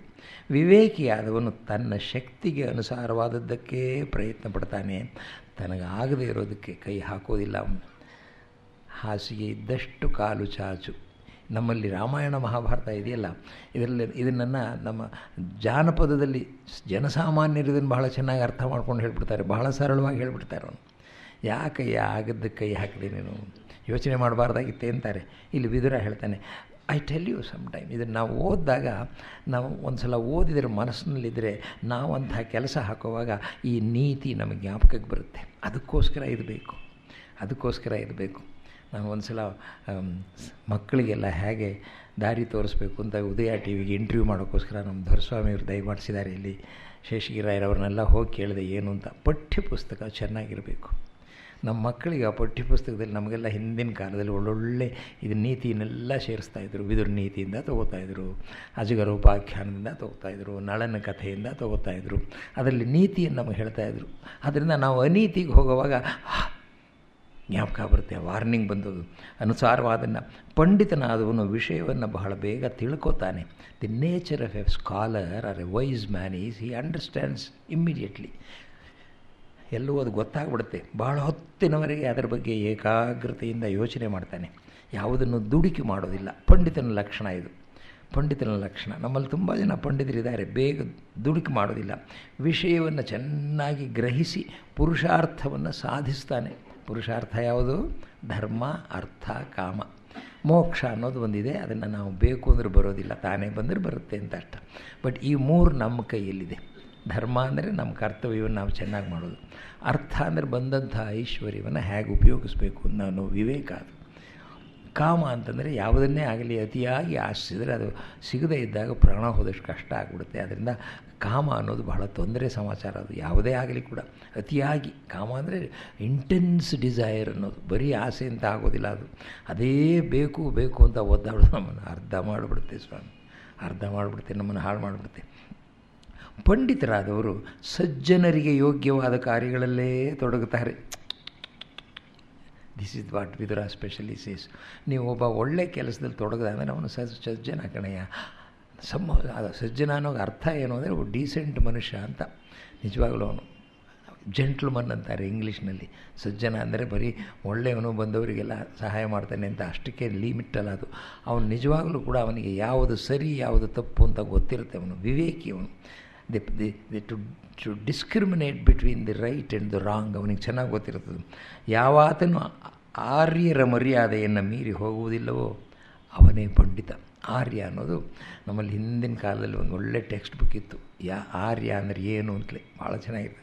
ಆರ್ಯನ ಲಕ್ಷಣ ಏನು ಅಂತ. ಅನಾರ್ಯ ಅಂತಾನೆ ಕೃಷ್ಣ ಗೀತೆ ಒಳಗೆ ಅರ್ಜುನದ ಅನಾರ್ಯ ಇದು. ಹೀಗೆ ಸಮಯ ಬಂದಾಗ ಹೆದರ್ಕೋತಾ ಇದ್ದೀವಿ, ಏನೋ ಇದು ನೀನು ಅನಾರ್ಯ ಅತ್ಸ್ವರ್ಗ್ಯಂ ಅಕೀರ್ತಿಕರಂ ಅರ್ಜುನನಿಗೆ ಹೇಳುವಾಗ ಅನಾರ್ಯ ಇದು ಆರ್ಯ ಅಲ್ಲ ಅಂತ ಇಲ್ಲಿ ಹೇಳ್ತಾ ಇದ್ದಾನೆ. ಮರ್ಯಾದೆಯನ್ನು ಯಾವಾತನೂ ಆರ್ಯರ ಮರ್ಯಾದೆಯನ್ನು ಮೀರಿ ಹೋಗುವುದಿಲ್ಲವೋ ಅವನೇ ಪಂಡಿತ. ನಮ್ಮ ದೇಶದಲ್ಲಿ ಅದು ಬಹಳ ವಿಶಿಷ್ಟವಾದದ್ದು. ಒಂದು ಲಕ್ಷಣ ಇರುತ್ತೆ ನಮಗೆ ಹೀಗಿರಬೇಕು ಅಂತ. ಇಂಗ್ಲೀಷ್ನಲ್ಲಿ ಎಲ್ಲ ದೇಶದಲ್ಲೂ ಇರುತ್ತೆ, ಬರೀ ನಮ್ಮಲ್ಲೇ ಇರೋದಿಲ್ಲ. ನಾನು ಇಂಗ್ಲೆಂಡಲ್ಲಿದ್ದಾಗ ಜನರನ್ನು ಗಮನಿಸ್ತಾ ಇದ್ದೆ. ಕೆಲವು ಕಡೆಯಲ್ಲಿ ಒಂದು ಸಭೆ ಸೇರ್ತಾ ಇದ್ದಾಗ ಒಬ್ಬ ಅರ್ಚ್ಕೊಂಡು ಬಿಟ್ಟ ಅಂತಂದರೆ ನಮ್ಮ ಹಾಗೆ ನಾವು ಇತ್ತೀಚೆಗೆ ತುಂಬ ಜಗಳ ಆಡ್ತೀವಿ, ಕದನ ಮಾಡ್ತೀವಿ. ಅವ್ರು ಕೆಲವು ಪ್ರಿನ್ಸಿಪಲ್ಲಿಗೆ ಅಂಟ್ಕೊತಾರೆ. ಅದನ್ನು ನಾನು ನೋಡಿದ್ದೀನಿ. ಅಂದರೆ ಒಳ್ಳೆ ಕಡೆಯಲ್ಲಿ ಅಲ್ಲೂ ಕೆಟ್ಟತನ ಬೇಕಾದಷ್ಟು ಇರುತ್ತೆ. ಅದು ಸಭೆಯಲ್ಲಿ ಯಾರಾದರೂ ಮಾತಾಡುವಾಗ ಅವ್ರು ಕೂಗಾಡೋದಿಲ್ಲ. ಅವರು ಸುಮ್ಮನೆ ಸೈಲೆಂಟಾಗಿರ್ತಾರೆ. ವೆಲ್ ಥ್ಯಾಂಕ್ ಯು ಹೊರಟೇ ಹೋಗ್ಬಿಡ್ತಾರೆ. ಅದರಲ್ಲೇ ಅವನಿಗೆ ಉತ್ತರ ಸಿಕ್ಬಿಡುತ್ತೆ. ನಾವು ಹೂ ಹಾ ಹೂ ಅಂತ ಕೂಗಾಡ್ತೀವಿ. ನೆನ್ನೆ ನೋಡಿ ಆ ಮಾತಾಡೋದೇ ಕೇಳಿದ ಹಾಗೆ ದಬ ದಬ ಬಡ್ಕೋತಾ ಇದ್ರು ರಾಜ್ಯಸಭೆ ಒಳಗೆ ಒಂದು ವಿಷಯನ. ಇದು ಅನಾರ್ಯ. ಇಟ್ಸ್ ನಾಟ್ ಆರ್ಯ, ಇಟ್ಸ್ ನಾಟ್ ಅವರ್ ಕಲ್ಚರ್. ಅವನು ಏನು ಮಾಡಿದ್ರೂ ಕೂಡ ಅವನನ್ನು ಕೇಳಬೇಕು, ಸಹನೆಯಿಂದ ಮಧ್ಯ ಮಾತಾಡಬಾರ್ದು. ಇದೆಲ್ಲ ಈ ಸಂಸ್ಕೃತಿಗೆ ಸೇರುತ್ತದು. ಅನಾರ್ಯ ಜುಷ್ಟ ಇಲ್ಲಿ ಇನ್ನು ಅನಾರ್ಯ ಇವನು. ಯಾರು ಪಂಡಿತ ಅಂದರೆ ಆರ್ಯನಾದವನೇ ಪಂಡಿತ. ನಮ್ಮ ಸಂಸ್ಕೃತಿಯನ್ನು ಚೆನ್ನಾಗಿ ತಿಳ್ಕೊಂಡಿರಬೇಕು. ಒಬ್ಬ ಮಾತಾಡುವಾಗ ಸಹನೆಯಿಂದ ಅವನ ಮಾತನ್ನು ಅವನು ಎಷ್ಟೊತ್ತಾದರೂ ಕೇಳಬೇಕು. ಕಡಿಮೆ ಸರ್ ನಮ್ಮಲ್ಲಿ ಸಹನೆ. ನಾವು ತುಂಬ ಬೇಗ ದುಡುಕ್ಬಿಡ್ತೀವಿ. ಎಲ್ಲದರಲ್ಲೂ ಕೂಡ ಬೇಗ ಆಗಬೇಕು. ನಮ್ಮ ಕೆಲಸ ಆದರೂ ಸಾಕು, ಇನ್ನೊಬ್ಬ ಇದನ್ನು ನಾವು ಅಷ್ಟಾಗಿ ನಾವು ಅಭ್ಯಾಸ ಮಾಡಿಸ್ಕೊಂಡಿಲ್ಲ, ರೂಢಿ ಮಾಡ್ಕೊಂಡಿಲ್ಲ. ವಿದುರ ನೀತಿನ ಓದಿದರೆ ನಮ್ಮಲ್ಲಿ ಇದೆಲ್ಲ ಇತ್ತು ಅಂತ ಗೊತ್ತಾಗುತ್ತೆ. ನಮ್ಮಲ್ಲಿ ಇರಲೇ ಇಲ್ಲ ಅಂತ ಅರ್ಥ. ನಮ್ಮದೇನು ವಿದೇಶದಿಂದ ಬಹಳ ಮಾಡ್ತಾರೆ, ನಮಗಿಲ್ಲ ಅಂತಲ್ಲ. ಬಟ್ ಸಮ್ಹೌ ನಾವು we have given up those good habits of Aryan culture ಆಗಿಲ್ಲ, ಅನಾರ್ಯನ್ ಆಗಿಬಿಡುತ್ತೆ. ಅದನ್ನೇನು ಮಾಡಬೇಕು ಅಂದರೆ ಚಿಕ್ಕ ವಯಸ್ಸಿಂದ ಕಲಿಸ್ಬೇಕು. ಒಂದು ದಿನ ಸೀಮಂತ ಆಗಬೇಕು ಅಂತ ಒಬ್ಬರು ಮನೆಯಲ್ಲಿ ಕರೆದಿದ್ದರು. ಇಂಗ್ಲೆಂಡಲ್ಲಿ ಇಲ್ಲಲ್ಲ, ಅಲ್ಲೆಲ್ಲ ದೂರ ದೇಶಕ್ಕೆ ಹೋದಾಗ ನಮ್ಮ ಸಂಸ್ಕೃತಿ ಮೇಲೆ ಬಹಳ ಆಸೆ ಬರುತ್ತೆ ಜನಕ್ಕೆ. ಆ ಸೀಮಂತದಲ್ಲಿ ಅವರಿಗೆ ಅರ್ಥವನ್ನು ಹೇಳಿದಾಗ ಮೈ ಗಾಡ್, ನನಗೆ ತಿಳಿದಿದ್ದು ನಾನು ಸೀಮಂತನೇ ಮಾಡ್ಕೋತಾ ಇರಲಿಲ್ಲ ಅಂತ ಅದನ್ನು ಹೇಳಿದಾಗ. ಯಾಕೆಂದರೆ ಆ ಸೀಮಂತದಲ್ಲಿ ಬರೋ ರೂಲ್ಸ್ ನೋಡಿಬಿಟ್ರೆ ಆಶ್ಚರ್ಯ ಆಗೋಗುತ್ತೆ. ಸುಮಾರು 36 ಕಂಡೀಷನ್ಸ್ ಹಾಕ್ತಾರೆ ಅದರಲ್ಲಿ. ಆ ಗರ್ಭದಲ್ಲಿ ಆ ಶಿಶು ಬಂದಾಗ 36. ಅದರಲ್ಲಿ ಆ ಮಗು 3ನೇ ತಿಂಗಳಿಂದ ಪುಂಸವನದಿಂದ ಹಿಡಿದು ಆ ಮಗಳಿಗೋ ಅಥವಾ ಮಗನಿಗೋ 18-20 ವರ್ಷ ಆಗೋವರೆಗೂ ಆ ಗಂಡ ಹೆಂಡತಿ ಹೇಗೆ ನಡ್ಕೋಬೇಕು ಅನ್ನೋದನ್ನು ಅಲ್ಲೇ ಹೇಳ್ಬಿಡ್ತಾರೆ ಅದರಲ್ಲಿ. ಅಯ್ಯೋ ನಮ್ಮಪ್ಪ ಬೇಡಪ್ಪ ಇದೆಲ್ಲ ನಮಗೆ ಅಂತ ಅನ್ನಿಸ್ಬಿಡುತ್ತೆ. ಅಷ್ಟು ತ್ಯಾಗ ಮಾಡಬೇಕಾಗುತ್ತೆ ನಮ್ಮ ಮಕ್ಕಳು ಚೆನ್ನಾಗಿರಬೇಕು ಅಂದರೆ. It's nothing but sacrifice. If you want your children to be as you want, as you expect, you have to sacrifice. ಚಿನ್ಮಯಾನಂದರು ಲಂಡನಿಗೆ ಬಂದಾಗ ಒಬ್ಬರು ಸಿಂಧಿ ಫ್ಯಾಮಿಲಿ ಒಳಗೆ ಇಳ್ಕೋತಾಯಿದ್ರು. ನಾವು ನಮ್ಮ ಮದ್ರಾಸ್ ಕಾಫಿ ತೊಗೊಂಡು ಹೋಗ್ತಾಯಿದ್ದೆ, ಅವ್ರಿಗೆ ಇಷ್ಟ ಅಂತ ಹೇಳಿಬಿಟ್ಟು. ಆ ಸಿಂಧಿ ಶ್ರೀಮಂತ ಅವ್ರ ಮನೇಲಿದ್ದವನು ಭಾರಿ ಶ್ರೀಮಂತ. ಸ್ವಾಮಿ ಆಪ್ ಮದದ್ ಕರ್ನ, ನನಗೆ ಹೆಲ್ಪ್ ಮಾಡಿದ. ಏನು ಅಂತಂದ್ರೆ, ಈ ದೋನೋ ಬಚ್ಚೆ ಹಮಾರೆ ಅಚ್ಚಾ ನಹಿ ಹೈ, ನಾ ಏನು ಹೇಳಿದ್ರು ಕೇಳೋದಿಲ್ಲ. पूजा नहीं करते हैं, पाठ नहीं करते हैं, प्रार्थना नहीं करते हैं, अगर कोई लोग आ तो नमस्कार नहीं करते हैं. ಹೀಗೆಲ್ಲ ಅಂದ. ಚಿನ್ಮಯಾನಂದರು ಪಾಪ ಅವರು ಸ್ವಲ್ಪ ರಿಪ್ಲೈ ಕೊಡುವಾಗ ನೈಸಾಗಿ ಅವನಿಗೆ ಸಂತೋಷವಾಗಲಿ ಅಂತ ಕೊಡೋದಿಲ್ಲ. Mister so and so, these children 2 children are born to you, not for you ಅಂತಂದರು. ನಿನ್ನ ಮಕ್ಕಳು ಇನ್ನಾಗೇ ಇರ್ತಾರೆ, ಇನ್ನಾಗಿರ್ತಾರೆ ಅಂತ ಕೇಳೋದು. ಅವ್ರು ಕೊಡೋ ಉತ್ತರ ಕೊಡೋರಿ, ನಾವು ಕಷ್ಟಪಡದೆ we expect some good result. ಬರೋಲ್ಲ ಸರ್, ಬರೋದಿಲ್ಲ. ಹಾಗೆ ನಮ್ಮ ಮಕ್ಕಳು ಹೀಗಿರಬೇಕು, ನಾವು ಹಾಗಿರಬೇಕಾಗತ್ತೆ. ತುಂಬ ತ್ಯಾಗ ಮಾಡಬೇಕಾಗತ್ತೆ, ತುಂಬ ತ್ಯಾಗ ಮಾಡಬೇಕಾಗತ್ತೆ. ಅದು ಹಿಂದಿನ ಕಾಲದಲ್ಲಿ ನಿಮ್ಗೆ ವಿದ್ಯೆ ಬೇಕಿಲ್ಲ, ಶಿಕ್ಷಣ ಬೇಕಿಲ್ಲ, ಕಾಲೇಜಿಗೆ ಡಿಗ್ರಿ ಹೋಗಿ ತೊಗೋಬೇಕಿಲ್ಲ, MBA ಮಾಡ್ಕೋತೀನಿ, ಬಿಸ್ನೆಸ್ ನಥಿಂಗ್ ವಾಸ್ ನೀಡೆಡ್. ಬಹಳ ಕಷ್ಟಪಟ್ಟರು, ಕನ್ನಡ ಅಕ್ಷರ ಕಲ್ತ್ಕೊಂಡು ಬರೀತಾಯಿದ್ರು. ಈ ಸಂದರ್ಭದಲ್ಲಿ ಒಂದು ಸಣ್ಣ ತಂದೆ ತಾಯಿ ಹೇಗಿರಬೇಕು ಅನ್ನೋದನ್ನು ತೋರಿಸೋಕ್ಕೋಸ್ಕರ ಒಂದು ಅನಿಸುತ್ತೆ ನನಗೆ. ಒಂದು ಸಣ್ಣ ವಯಸ್ಸಿನಲ್ಲಿ ಆಟ ಆಡ್ತಾಯಿದ್ದಾಗ ಒಂದಿನ ನಮ್ಮ ತಾಯಿ ನನಗೆ 2 ಆಣೆ ಕೊಟ್ಟು ಅಂಗಡಿಗೆ ಹೋಗಿ ಒಂದು ಅರ್ಧ ಆಣೆಗೆ ಸಕ್ಕರೆ ತೊಗೊಂಡು ಬಾರೋ ಅಂದರು. 2 ಆಣೆ ಕಾಸು. ನಾನಮ್ಮ ಆಟ ಆಡ್ತಾಯಿದ್ದೀನಿ ಅಂತಂದೆ, ಗುಣಗುಟ್ಕೊಂಡು ಹೋದೆ, ಓಡೋಗ್ಬಿಟ್ಟು ತಂದೆ. ಅಷ್ಟರಲ್ಲೇ ಆಟ ಆಡೋರು ಒಬ್ಬರಿಬ್ಬರು ಹೋಗ್ಬಿಟ್ಟಿದ್ರು. ಬಾಗಿಲಲ್ಲೇ ನಿಂತಿದ್ದು ಇನ್ನೊಂದು ಅರ್ಧ ಆಣೆಗೆ ಒಂದು ಸಲ ಸಕ್ಕರೆ ತೊಗೊಂಡು ಬಾ ಅಂದರು, ಒಂದು ಸಲ ಸಾಸಿವೆ ತೊಗೊಂಡು ಬಾ ಅಂದರು. ಅದನ್ನೂ ತಂದಮೇಲೆ ಅಲ್ಲೇ ಅಮ್ಮ ನಿಂತಿದ್ದೀನಿ, ಇನ್ನೊಂದು ಆಣೆಗೆ ಕಾಫಿ ಪುಡಿ ತೊಗೊಂಡು ಬಾರೋ ಅಂದರು. ಯಾಕಮ್ಮ ಹೇಳ್ತೀಯ, ಒಂದೇ ಸಲ ಹೇಳಬಾರ್ದ, ಒಂದೊಂದಾಗಿ ಹೇಳ್ತಾ ಇದೆಯಲ್ಲ ಅಂತಂದೆ ನಾನು. ದೂರ ಹೋಗಿ ಒಂದು 5-5 ನಿಮಿಷ ಆಗ್ತಾಯಿತ್ತು ಬರೋದಕ್ಕೆ. ಕೊನೆಯೊಳಗೆ ಕಾಫಿ ಪುಡಿ ತಂದಮೇಲೆ ಎಲ್ಲ ಆಯಿತು ಅಂತಂದಾಗ ಒಳಗಡೆ ಹೋದೆ, ಕೊಟ್ಟೆ. ಈ ಚಾಪ್ಟ್ರ್ ಇಲ್ಲಿ ಮುಗಿದೋಯ್ತು. 20 ವರ್ಷ ಆದಮೇಲೆ ನಂಗೆ ಮದುವೆ ಆದಮೇಲೆ ಬೆಂಗಳೂರಿನಲ್ಲಿ ಒಂದು ಸಂದರ್ಭ ನಡೀತು.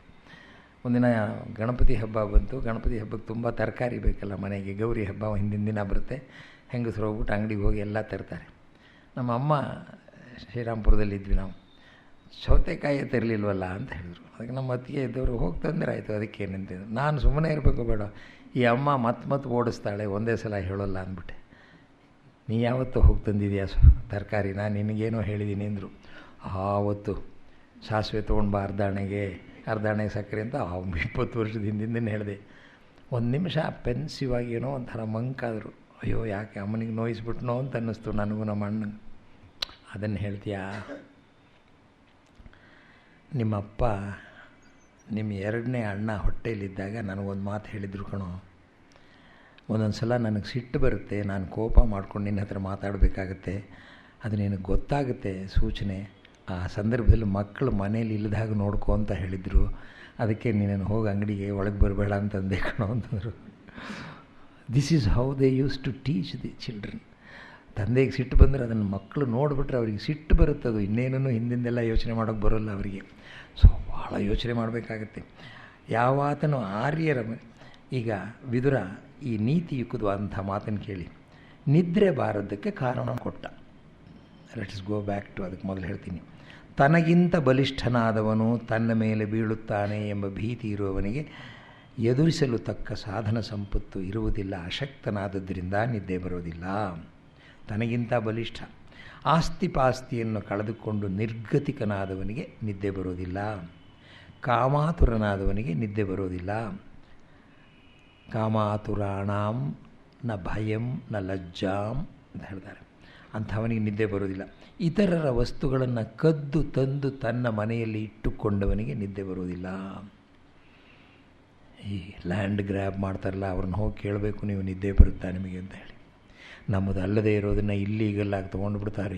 ಏನು ಕಷ್ಟಪಡ್ತಾರೆ ನೋಡಿ, ಏನೆಲ್ಲ ಮಾಡ್ತಾರೆ. ಅದನ್ನು ಆಗೋಲ್ಲ ಸರ್, ಅದು ಒಳಗಡೆ ಕೂತ್ಬಿಟ್ಟಿರುತ್ತೆ. ಅದು you can't drive it out. ಅದು ಹೊರಗಡೆ ಇಲ್ಲ ಸಮಾಚಾರ ಅಲ್ಲ, ಒಳಗಡೆ ಇದು. ನಾವು ತಪ್ಪು ಮಾಡಿಬಿಟ್ವಿ ಅಂದರೆ ನಮ್ಮನ್ನು ಅದು ಚುಚ್ತಾ ಇರುತ್ತೆ, ನಿದ್ದೆ ಬರೋದಿಲ್ಲ. ಅದು ಇತರರ ವಸ್ತುಗಳನ್ನು ಕದ್ದು ತಂದವನಿಗೆ, ಅನ್ಯರ ಆಸ್ತಿಗೆ ಆಸೆಪಟ್ಟು ಹೊಟ್ಟೆ ಕಿವಿಚಿಕೊಳ್ಳುವವನಿಗೆ ನಿದ್ದೆ ಬರುವುದಿಲ್ಲ. ದೈವದಲ್ಲಿ ನಂಬಿಕೆ ಇಲ್ಲದವನಿಗೆ ನಿದ್ದೆ ಬರುವುದಿಲ್ಲ. ಈ ದೋಷಗಳು ಯಾವುದೂ ನಿನ್ನಲ್ಲಿ ಇಲ್ಲವಷ್ಟೇ ಹೇಳಬೇಡ ಅಂತಾನೆ ಧೃತರಾಷ್ಟ್ರ. ಈ ದೋಷಗಳು ಯಾವುದು ಎಲ್ಲವೂ ಅವನಲ್ಲಿದೆ. ಇವನು ಹೇಳಿದಷ್ಟು ಎಲ್ಲವೂ ಇದೆ, ನಿದ್ದೆ ಬರೋಲ್ಲ ಅಂತ ಹೇಳಿದ. ಅದಂದಾಗ ಅವನಿಗೆ ತಲೆ ಸುತ್ತದಾಗಾಯ್ತಂತೆ. ಇವಿಷ್ಟು ಅವನಲ್ಲಿ ಮನೆ ಮಾಡಿಕೊಂಡಿದ್ದವು. ಸ್ವಾಮಿ, ನಿದ್ದೆ ಬರೋದಕ್ಕೆ ಹೇಗೆ ಬರುತ್ತೆ? ಪಾಂಡವರು ಧರ್ಮಿಷ್ಠರು, ಸತ್ಯಸಂಧರು, ಜನಪ್ರಿಯರು, ತಮಗಿಂತ ಬಲಿಷ್ಠರು, ತಾವು ಅಧರ್ಮಿಗಳು. ಇನ್ನೇನು ಬೇಕು ನಿದ್ರೆ ಬರದೇ ಇರೋದಕ್ಕೆ? ವಿವೇಕಿಯಾದವನು ಪ್ರಶಸ್ತವಾದದ್ದನ್ನೇ ನುಡಿಯುತ್ತಾನೆ, ಹಿಡಿಯುತ್ತಾನೆ. ನಿಂದ್ಯವೂ ದೂಷ್ಯವೂ ಆದದ್ದನ್ನು ಬಿಡುತ್ತಾನೆ. ಅವನು ಆಸ್ತಿಕನಾಗಿಯೂ ಶ್ರದ್ಧಾಳುವೂ ಆಗಿರುತ್ತಾನೆ. ವಿವೇಕಿಯ ಲಕ್ಷಣ. Are we not? Why not we become? ನಾವು ಇದನ್ನು ಸ್ವಲ್ಪ ಯೋಚನೆ ಮಾಡಿದ್ರೆ ನಮಗೆ ಚೆನ್ನಾಗಿ ಅರ್ಥವಾಗುತ್ತದೆ. ನಮ್ಮ ಎದುರುಗಡೆ ನಮ್ಮಲ್ಲಿರುವಾಗ ಇದು ವಿವೇಕಿಯಾದವನು ನಿಂದ್ಯವೂ ದೂಷ್ಯವೂ ಆದದ್ದನ್ನು ಬಿಡುತ್ತಾನೆ.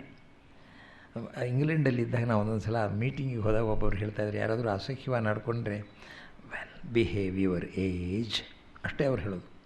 ನಿನ್ನ ವಯಸ್ಸಿಗೆ ತಕ್ಕ ಹಾಗೆ ಮಾತನಾಡಯ್ಯ ನೀನು ಅಂತ ಹೇಳ್ತಾಯಿದ್ರು.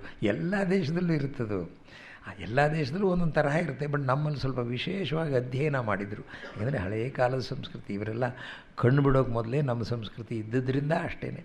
ಅದನ್ನು ರಿಚರ್ಡ್ ಅಟೆನ್ಬರೋ ಒಂದಿನ ಅವರಿಗೆ ರಿಸೆಪ್ಷನ್ ಕೊಟ್ಟಾಗ, ಗಾಂಧಿ ಫಿಲ್ಮ್ ಮಾಡಿದ ರಿಚರ್ಡ್ ಅಟೆನ್ಬರೋಗೆ ಅವ್ರು ಬಾಯಿ ಬಿಟ್ಟು ಹೇಳಿದರು. ದೊಡ್ಡ ಮನುಷ್ಯ ಆತ. ನಮ್ಮ ಅಧ್ಯಕ್ಷರಿಗೆ ಮಾಣಿಕ್ ದಲಾಲ್ಜಿ ಅಂತ ಹೇಳಿದರು, mister chairman, my wife and my self are very pleased and we are honoured that you have extended a reception in our honor. That shows how big you are. When we in the West knew not how to build houses and living on branches of trees, you had built palaces. ಕಾಡು ಜನರಾಗಿದ್ವಿ ನಾವು, ಮನೆ ಕಟ್ಟೋಕೆ ಬರ್ತಾ ಇರಲಿಲ್ಲ, ನೀವು ಅರಮನೆ ಕಟ್ಟಿದ್ರಿ. When we knew not how to bake meat, ಮಾಂಸವನ್ನು ಬೇಯಿಸೋದೇ ಗೊತ್ತಿರಲಿಲ್ಲ, ಯು ಪ್ರಿಪೇರ್ಡ್ ರೆಸಿಪೀಸ್. ಒಳ್ಳೊಳ್ಳೆ ರುಚಿಯಾದ ಅಡುಗೆ ಮಾಡಿದ್ರಿ. ನಳಪಾಕ ಅಂತೀವಲ್ಲ, ನಳ ಯಾವಾಗ ವೆಸ್ಟರ್ನ್ ಸಿವಿಲೈಸೇಷನ್ ಹುಟ್ಟೋದಕ್ಕೆ 3-4 ಸಾವಿರ ವರ್ಷದ ಮೊದಲು ನಳಪಾಕ, ಭೀಮಪಾಕ ಅನ್ನೋದು, ಅಂಥದನ್ನು ಮಾಡಿದಿರಿ. ನಮ್ಮದನ್ನೆಲ್ಲ ಚೆನ್ನಾಗಿ ಓದ್ಕೊಂಡಿದ್ರು ಅವರು. ಇಷ್ಟು ದೊಡ್ಡವರು ನೀವು ನಮಗೆ ರಿಸೆಪ್ಷನ್ ಕೊಡ್ತಾಯಿದ್ದೀರಿ, ದಟ್ ಶೋಸ್ ಯುವರ್ ಗುಡ್ನೆಸ್ ಅಂದಿದ್ರು. ಇದೇ ಸರ್ ನಮ್ಮಲ್ಲಿ, ನಾವು ಅದನ್ನು ತಿಳ್ಕೊಂಡು ನಡ್ಕೋಬೇಕು ಸರ್, ನಡ್ಕೋಬೇಕು. ನಮ್ಮದು ಯಾವುದೂ ಕಡಿಮೆ ಇಲ್ಲ, ನಮ್ಮ ದೇಶದ ಸಂಸ್ಕೃತಿ ಒಳಗೆ ಯಾವುದೂ ಕಡಿಮೆ ಇಲ್ಲ, ಅಷ್ಟು ಚೆನ್ನಾಗಿದೆ ಆ ಆರ್ಯ ಸಂಸ್ಕೃತಿ ಅನ್ನೋದು. But unfortunately we do not take pains to go through them. ಅದನ್ನು ಓದಬೇಕು, ಮನನ ಮಾಡ್ಕೋಬೇಕು, ತಿಳ್ಕೋಬೇಕು, ಕಾರ್ಯದಲ್ಲಿ ಆಚರಣೆಯಲ್ಲಿ ತರಬೇಕು. ಹೇಳ್ತಾ ಇದ್ದಾನೆ, ಆಸ್ತಿಕನಾಗಿಯೂ ಶ್ರದ್ಧಾಳುವೂ ಆಗಿರ್ತಾನೆ. ಕೋಪ, ದರ್ಪ, ಗರ್ವ, ಸ್ವಾಭಿಮಾನ ಇಂಥ ಗುಣಗಳಿಂದ ಅವನು ಪಂಡಿತನಾದವನು ಬಾಧೆ ಪಡೋದಿಲ್ಲ. ರಾಜ್ಯಕಾಮರು ತಾವು, ಮಹಾರಾಜ ರಾಜ್ಯಕಾಮ ಬಹಳ ಕೆಟ್ಟ ಕಾಮ. ಗುಂಡಪ್ಪನವ್ರು ಹೇಳ್ತಾರೆ ನೋಡಿ, ಕೀರ್ತಿ ಕಾಮನೆ ಎಲ್ಲಕ್ಕಿಂತ ಕೆಟ್ಟದು ಅಂತ ಹೇಳ್ತಾರೆ. ಹುರಿದು ಮುಕ್ಕಿಬಿಡುತ್ತೆ ನಮ್ಮನ್ನು ಅಂತ ಹೇಳಿ. ಕೀರ್ತಿ ಬೇಕು ಬೇಕು ಬೇಕು, ಪವರ್ ಬೇಕು ಬೇಕು ಬೇಕು, ಏನು ಫಜೀತಿ ಮಾಡುತ್ತೆ ನೋಡಿ. ಅದು ಬೇಕು ಅನ್ನೋದರಿಂದ ಆಡಬಾರದು ಮಾತಿನಲ್ಲೇ ಆಡ್ಬಿಡ್ತೀವಿ ನಾವು, ಕಷ್ಟ ಆಗುತ್ತೆ. ತಾನು ಅನುಭವಿಸುತ್ತಿರುವ ರಾಜ್ಯ ಪಾಂಡುವಿನದು. ನಿಮ್ಗೆ ಗೊತ್ತಿದೆ ಅಲ್ಲ, ಧೃತರಾಷ್ಟ್ರನಿಗೆ ರಾಜ್ಯದ ಅಧಿಕಾರ ಇಲ್ಲ, ಅವನು ಜಾತಿ ಅಂಧ ಅವನು. ಅದರಿಂದ ಅವನಿಗೆ ಸಿಂಹಾಸನದ ಮೇಲೆ ಇಂಥವರಿಗೆಲ್ಲ ಡಿಸ್ಕ್ವಾಲಿಫೈಡ್ ಅಂತ ಅವರಿಗೆ ಆಗಲಿಲ್ಲ. ವಿದುರ ದಾಸಿ ಪುತ್ರ ಅಂಥೇಳಿ ಅವನಿಗೆ ರಾಜ್ಯದ ಅಧಿಕಾರ. ಆಗಿನ ಕಾಲದ ಕಾನ್ಸ್ಟಿಟ್ಯೂಷನ್ ಅದೆಲ್ಲ ಮಾಡ್ಕೊಂಡಿದ್ರು ಅವರು. ಅವನಿಗೆ ರಾಜ್ಯದ ಅಧಿಕಾರ. ಆದ್ದರಿಂದ ಪಾಂಡು ರಾಜನಾದ. ಪಾಂಡು ರಾಜನಾಗಿ ಅವನಿಗೆ ಮಕ್ಕಳಾಗೋದಿಲ್ಲ ಅಂತ ಒಂದು ಶಾಪ ಬಂದ್ಬಿಡ್ತು ಪಾಪ, ದುರದೃಷ್ಟಕ್ಕೆ. ಏನೋ ಮಾಡಿಬಿಟ್ಟ ಅವನು. ಕ್ಷತ್ರ ಧರ್ಮಕ್ಕೆ ಒಂದು ಸ್ವಲ್ಪ ವ್ಯತ್ಯಾಸ ಬಂದ್ಬಿಡ್ತು. ಇಬ್ಬರು ಋಷಿ ದಂಪತಿಗಳು ಒಂದು ಜಿಂಕೆ ರೂಪದಲ್ಲಿ ಬಂದ್ಬಿಟ್ಟು ಪಾಪ ಸುಖ ಅನುಭವಿಸ್ತಾ ಇದ್ರು. ಅದು ಜಿಂಕೆ ಅಂತ ತಿಳ್ಕೊಂಡು ಇವನು ಹೊಡೆದ್ಬಿಟ್ಟ, ಅದು ಸತ್ತೋಗ್ಬೇಕಾಗಿ ಬಂತು, ಏಟು ಬಿದ್ದು. ಆವಾಗ ಮನುಷ್ಯ ರೂಪ ತಳೆದ್ಬಿಟ್ಟ. ಈ ಯೋಗದ ಶಕ್ತಿಯಲ್ಲಿ ಅದೆಲ್ಲ ಆಗುತ್ತೆ ಅಂತ ಕಾಣುತ್ತದು. ಇಡೀ ರೂಪನೇ ಬದಲಿಸ್ಕೊಂಡು ಅವ್ರು ಇಷ್ಟವನ್ನು ನೆರವೇರಿಸ್ಕೊತಾ ಇದ್ರು ಅಂತ ಕಾಣುತ್ತದು. ಹೋ ಅಂತ ಹತ್ಬಿಟ್ಟ ಅವನು, ನನ್ನನ್ನು ಹೊಡೆದೆ ಅಂದ. ಅಯ್ಯೋ ಏನಪ್ಪ ಇದು, ಮನುಷ್ಯನಾಗಿದೆಯಲ್ಲ ನೀನು, ಹೀಗಾಗಿ ಜಿಂಕೆ ರೂಪದಲ್ಲಿದ್ದೆ ಅಂತ ಕೇಳ್ತಾನೆ. ನಾನು ಯಾವ ರೂಪದಲ್ಲಿದ್ದರೇನು, ನೀನು ಹೊಡಿಬಾರ್ದು ಇದ್ದನ್ನು ಹೊಡೆದಿಲ್ಲ ಅಂತ ಅವನು ಹೇಳ್ತಾನೆ. ನಾನು ಗಂಡು ಹೆಣ್ಣು ಜಿಂಕೆ ಒಟ್ಟಾಗಿದ್ದಾಗ ಹೊಡಿಬಾರ್ದು, ಕ್ಷತ್ರಧರ್ಮ ಅಲ್ವೇ ಅಂತಾನೆ ಶಾಪ ಕೊಟ್ಬಿಡ್ತಾನೆ. ನಿನಗೆ ಮಕ್ಕಳಾಗೋದು ಬೇಡ, ಎಲ್ಲಾದರೂ ನಿನ್ನ ಹೆಂಡತಿ ಜೊತೆಯಲ್ಲಿದ್ದು ನೀನು ಸಾಹಿತ್ಯ ಅಂದ್ಬಿಟ್ಟ. ಅಂಥ ಶಾಪಗ್ರಸ್ತನಾಗ್ಬಿಟ್ಟ. ವೈರಾಗ್ಯ ಬಂತು, ಕಾಡಿಗೆ ಹೊರಟ್ಬಿಟ್ಟ. ಅಣ್ಣ ನೀನೇ ನೋಡ್ಕೋ ರಾಜ್ಯ, that is his kingdom. Legal heirs was Pandu. ಹೇಳ್ತಾ ಇದ್ದಾನೆ, ತಾನು ಅನುಭವಿಸ್ತಿರುವ ರಾಜ್ಯ ಪಾಂಡುವಿನದು. ಇನ್ನು ಹೇಗಾಗುತ್ತೆ ಇವನಿಗೆ? ಇವನದೇ ಅಲ್ಲ, ಆದರೂ ಕೂಡ ಪಾಂಡವರಿಗೆ ಹೇಗೆ ಮಾಡಿಬಿಟ್ಟ ನೋಡಿ. ತಮ್ಮಂದು ರಾಜ್ಯ ರೀ, ತಮ್ಮನ ಮಕ್ಕಳನ್ನು ಹಾಗೆ ಮಾಡಿಬಿಟ್ಟ ಅವನು. ನಿದ್ದೆ ಹೇಗೆ ಬರಬೇಕು? ದೈವದಲ್ಲಿ ನಂಬಿಕೆ ಇರುವವರು ಇಂಥ ಕೆಲಸವನ್ನು ಮಾಡುವುದಿಲ್ಲ. ಗುಂಡಪ್ಪನವರು ಒಂದು ಸಲ, ನಾನು ನೆನ್ನೆ ಹೇಳಿದೆ ಅಂತ ಕಾಣುತ್ತೆ, ಸಮ್ಟೈಮ್ಸ್ ರಿಪೀಟ್ ಆದರೆ ಕ್ಷಮಿಸಬೇಕು ನೀವು. ದೇವರು ಅನ್ನೋ ಪುಸ್ತಕದಲ್ಲಿ ಬರೆದಿದ್ದಾರೆ, ದೈವ ನಂಬಿಕೆ ಇದ್ದರೆ ಏನು, ಇಲ್ಲದೆ ಹೋದರೆ ಏನು ಅಂತ ಇಷ್ಟೇ ಹೇಳ್ತಾರೆ ಅವರು. ದೈವದಲ್ಲಿ ನಂಬಿಕೆ ಇದ್ದರೆ ಪಾಪದ ಭಯ ಬರುತ್ತೆ, ಪುಣ್ಯದ ಮೇಲೆ ಆಸೆ ಬರುತ್ತೆ. ಇದಕ್ಕಿಂತ ಇನ್ನೇನು ಹೆಚ್ಚಬೇಕು ಅಂತ ಕೇಳಿದ್ರು. ಬೆಳಿಗ್ಗೆ ಎದ್ದು ಕೂಡಲೇ ಪ್ರಾರ್ಥನೆ ಮಾಡಬೇಕು. ಎಷ್ಟು ಕೆಲಸ ಇತ್ತು ಗಾಂಧೀಜಿಗೆ ಅಂತೀರಿ ನೀವು. ಅವ್ರ ಕೆಲಸ ನಾವು 100 volumes of collected works of Mahatma Gandhi ನೋಡಬೇಕು. ಆತ ಮಾಡಿರುವಂತಹ ಕೆಲಸ ನಮಗೆ ಕಲ್ಪನೆಗೂ ಸಿಗೋದಿಲ್ಲ. ಇನ್ನೂ ಮುಗುದಿಲ್ಲ, ಇನ್ನೂ ವಾಲ್ಯೂಮ್ ಬರ್ತಾಯಿದೆ, 101ನೇ ವಾಲ್ಯೂಮ್ ಬರ್ತಾಯಿದೆ. ಅವ್ರು ಒಂದಿನ ಹೈದರಾಬಾದ್ನಲ್ಲಿ ನಡೀತಂತೆ ಪ್ರೇಯರ್ ವಿಷಯದಲ್ಲಿ. ಒಂದಿನ ದಿನವೆಲ್ಲ ಕಷ್ಟಪಟ್ಟು ಪ್ರಾರ್ಥನೆ ಮಾಡೋಕ್ಕಾಗಲಿಲ್ಲ, ರಾತ್ರಿ ಮಲ್ಕೊಂಡ್ಬಿಟ್ರು. ನಿದ್ದೆ ಬಂದುಬಿಡ್ತು. ಅವ್ರ ಜೊತೆಯಲ್ಲಿ ಇದ್ದವರು ಅವರು ನಿದ್ದೆ ಮಾಡ್ಕೊಂಡ್ಬಿಟ್ರು. ಕಾಕಾ ಸಾಹೇಬ್ ಕಾಳೇಳ್ಕರ್ ಮತ್ತು ಮಹಾದೇವ್ ದೇಸಾಯಿ ಅಂತ. 3:45ಗೆ ಆ್ಯಸ್ ಯೂಶ್ವಲ್ ಹೇಳಬೇಕು, 2 ಗಂಟೆಗೆ ಮಲ್ಕೊಂಡ್ಬಿಟ್ಟಿದ್ದಾರೆ. 5 ಗಂಟೆಗೆ ಹೋದವರು ಹೊರಗಡೆ ಕೆಲಸ ಮುಗಿಸೊಂದು ಮಧ್ಯರಾತ್ರಿ ಕಳೆದ 2 ಗಂಟೆ ಅಳೋಕ್ಕೆ ಶುರು ಮಾಡಿ ಬಂತಾರೆ. ಬಿಕ್ಕಿ ಬಿಕ್ಕಿ ಹತ್ತಿರಂತೆ. ಹತ್ತಾಗ ದೇಸಾಯಿಗೆ ಭಯ ಆಯಿತು. ಯಾಕೆ ಬಾಪೂಜಿ ಹೇಳ್ತಾ ಇದ್ದೀರಿ, ನೀನು ಪ್ರಾರ್ಥನೆ ಮಾಡಿದ್ಯಾ ಅಂತ ಕೇಳಿದ್ರು.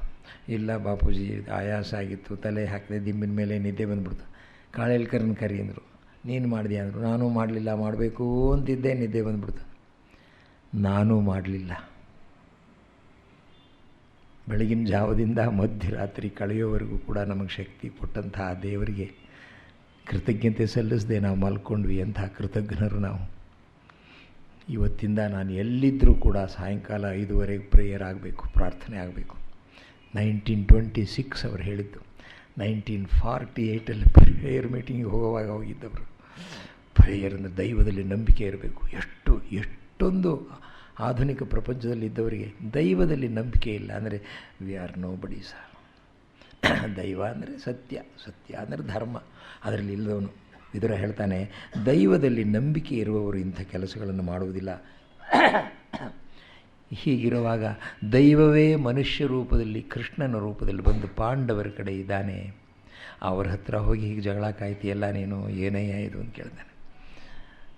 ದೈವಿ ಮಾನುಷ ರೂಪೇಣ ಅಂತ ಎಂಥವನು. ಅವನು ಸಣ್ಣ ವಯಸ್ಸಿನಲ್ಲಿ ಏನು ಹೆಸರು ತೊಗೊಂಡ್ಬಿಟ್ಟ ಕೃಷ್ಣ. ಅವನ ಕಾಲದಲ್ಲಿ ಯೌವನದಲ್ಲೇ ಅವನನ್ನು ಭಗವಂತ ಅಂತ ಪೂಜೆ ಮಾಡೋಕ್ಕೆ ಶುರು ಮಾಡಿಬಿಟ್ಟಿದ್ರು. ಅಂಥ ಕೃಷ್ಣ ಸತ್ಯಕ್ಕೆ, ಧರ್ಮಕ್ಕೆ ಮತ್ತೊಂದು ಹೆಸರಾಗಿದ್ದ. ಲೋಕಸಂಗ್ರಹವೇ ಅವನ ಧ್ಯೇಯ.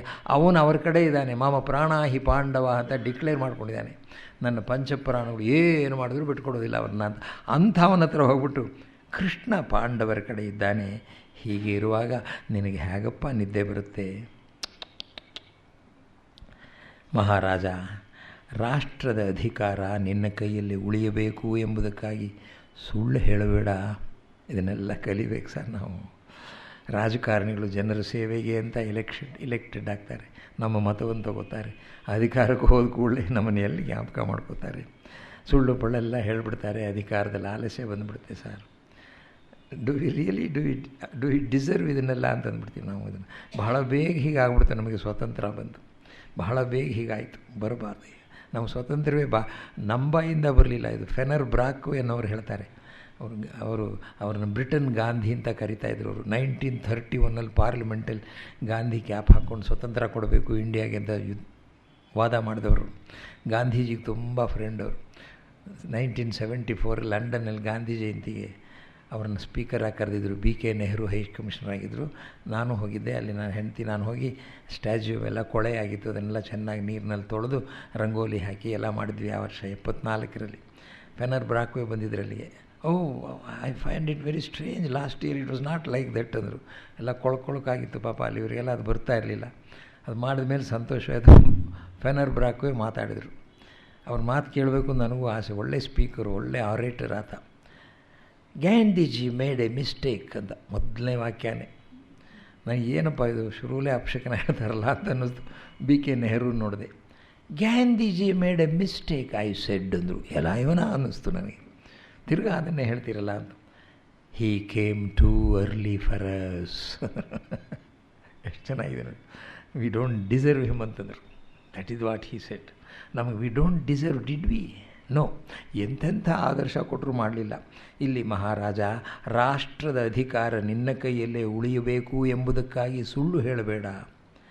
ಮಗನ ಸ್ವಾರ್ಥ ಲೋಲುಪತೆಯನ್ನು ಬಹಿರಂಗವಾಗಿ ತಿಳಿಸದೆ ಪುತ್ರರು ಮಂತ್ರಿಗಳ ಸಮೇತ ನಾಶ ಹೊಂದಬೇಡ ಕಂಡೆಯ.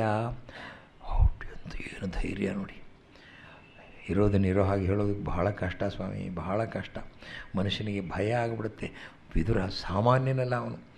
ಏನು ಹೇಳಬೇಕು ಅದನ್ನು ಹೇಳ್ತಾನೆ. ಇಲ್ಲೊಂದು ಮಾತು ಬರುತ್ತೆ, ಬಹಳ ಚೆನ್ನಾಗಿದೆ ಇದು ಮಹಾಭಾರತದಲ್ಲಿ.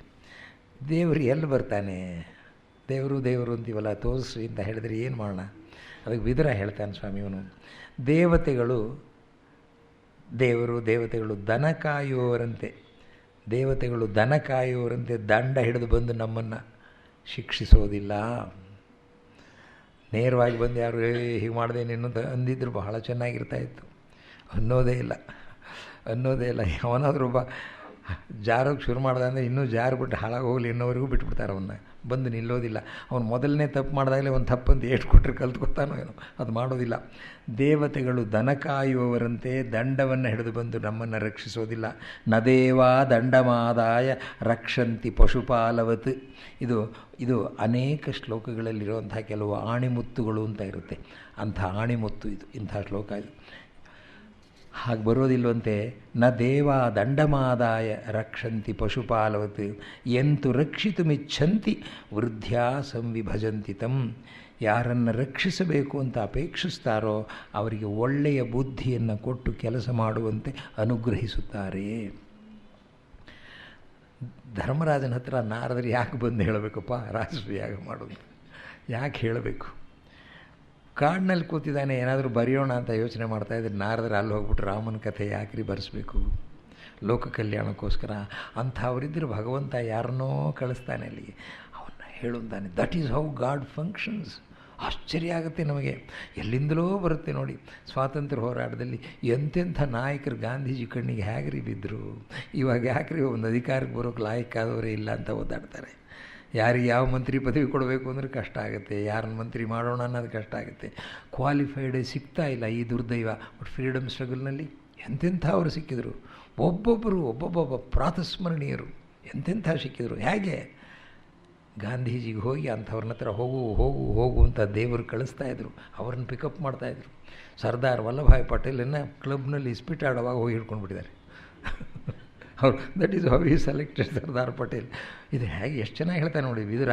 ಅಂಥವರಿಗೆ ಭಗವಂತ ಹೋಗಿ ಯಾರನ್ನು ರಕ್ಷಿಸಬೇಕೆಂದು ಅಪೇಕ್ಷಿಸುತ್ತಾರೋ ಅವರಿಗೆ ಒಳ್ಳೆಯ ಬುದ್ಧಿಯನ್ನು ಕೊಟ್ಟು ಕೆಲಸ ಮಾಡುವಂತೆ ಅನುಗ್ರಹಿಸ್ತಾರೆ. ಆಶ್ಚರ್ಯ ಇದು, ಆಶ್ಚರ್ಯ. ಮಂಗಳಕರವೂ ಶುಭಕರವೂ ಆದ ಕಾರ್ಯಗಳಲ್ಲಿ ಮನುಷ್ಯನ ತೊಡಗಿದಷ್ಟು ನೆನಪಿಟ್ಕೊಳ್ಳಿ please.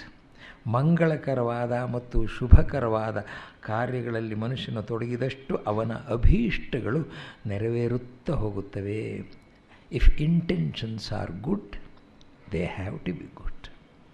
Then all the desires are fulfilled. Intention should be good. ನಮ್ಮ ಉದ್ದೇಶ ಚೆನ್ನಾಗಿರಬೇಕು. ದುರುದ್ದೇಶ ಆದರೆ ಇಲ್ಲ ರೀ, ಹಿ ಡಸಂಟ್ ಲೈಕ್ ಇಟ್. ಒಂದು ಚೆನ್ನಾಗಿತ್ತು ಅಂದರೆ 10 ಕಡೆಯಿಂದ ಸಹಾಯ ಬಂದುಬಿಡುತ್ತೆ, 10 ಕಡೆಯಿಂದ ಬಂದುಬಿಡುತ್ತೆ ತಾನಾಗಿ. ಆದದ್ದರಿಂದ ನಮ್ಮ ಸಂಕಲ್ಪ ಚೆನ್ನಾಗಿರಬೇಕು. ನಾವು ಲೋಕ ಸಂಗ್ರಹಕ್ಕೆ ಮಾಡಬೇಕು ಸರ್. ಎಷ್ಟೋ ಸಲ ಹೇಳ್ತಾ ಇದ್ದೀನಿ, ನನಗನ್ಕ ಇತ್ತೀಚೆಗೂ ತುಂಬ ಅನ್ನಿಸ್ತಾ ಇದೆ. ಭಾಳ ರೇರ್ ಅಂತ ಇದನ್ನು ಓದ್ದಷ್ಟು ನಮಗನ್ನಿಸುತ್ತೆ ಮನುಷ್ಯ ಜನ್ಮ ಬರೋದೇ ಭಾಳ ಕಷ್ಟ ಅಂತ. ನಾವು ಯಾರಾದರೂ ಯೋಚನೆ ಮಾಡಿದ್ದೀವೋ ಹೇಗೆ ನಮಗೆ ಮನುಷ್ಯ ಜನ್ಮ ಬಂತು ಅಂತ? ಇದಕ್ಕೆ ಬೇರೆ ಯಾವುದು ಅಂತ ಬಂದಿದೆಯೋ ನಮಗೆ? ಸೃಷ್ಟಿ ಒಳಗೆ ಲೋಕವತ್ತು ಲೀಲಾ ಕೈವಲ್ಯಂ ಅಂತ ಬ್ರಹ್ಮಸೂತ್ರದಲ್ಲಿ ಹೇಳ್ತಾನೆ. ಅವನಿಗೆ ಒಂದು ಲೀಲೆನಂತೆ ಆ ಭಗವಂತನಿಗೆ. ಬರೀ ಪಶು ಪಕ್ಷಿ ಪ್ರಾಣಿಗಳನ್ನು ಸೃಷ್ಟಿ ಮಾಡಿ ಅವುಗಳಲ್ಲಿ ಸ್ವಾರಸ್ಯ ಬರಲಿಲ್ಲವಂತೆ. ಇತ್ತೀಚೆಗೆ ನಾನು ಎನಿಮಲ್ ಪ್ಲ್ಯಾನೆಟ್ ಅನ್ನೋ ಚಾನಲನ್ನು ಟೈಮ್ ಆದಾಗ ಮರೀದೇ ನೋಡ್ತೀನಿ ನಾನು. ಒಂದು ರೆಗ್ಯುಲರ್ ಆಗಿ ಬರುತ್ತೆ. ಆ ಪ್ರಾಣಿಗಳಿಗೆ ಏನೂ ಇಲ್ಲ, ಅವುಗಳಿಗಿದ್ದಿದ್ದು 4 ಸಮಾಚಾರಗಳಿದ್ದಿದ್ದು. ಮನುಷ್ಯನಿಗೆ ಒಂದು ಸ್ಪೆಷಲ್ಲು ನಮ್ಮಲ್ಲಿದೆ, ಒಂದು ವಿಶೇಷವಾದಂಥದ್ದನ್ನು ಒಂದು ಇಟ್ಟಿದ್ದಾನೆ. ನಮಗೂ ಅವರಿಗೂ ಪ್ರಾಣಿಗಳಿಗೂ ನಮಗೂ ಇಷ್ಟೇ ವ್ಯತ್ಯಾಸ. ಅವರಲ್ಲಿ 4 ಇದೆ, ನಮ್ಮಲ್ಲಿ 5 ಇದೆ. ಯಾವ್ಯಾವುದು? ಆಹಾರ ನಿದ್ರಾ ಭಯ ಮೈಥುನಾನಿ ಸಾಮಾನ್ಯಮೇತತ್ ಪಶುಭಿಃ ನರಾಣಾಂ. ಆಹಾರ ನಿದ್ರಾ ಭಯ ಮೈಥುನಾನಿ ಸಾಮಾನ್ಯಮೇತತ್ ಪಶುಭಿರ್ನರಾಣಾಂ.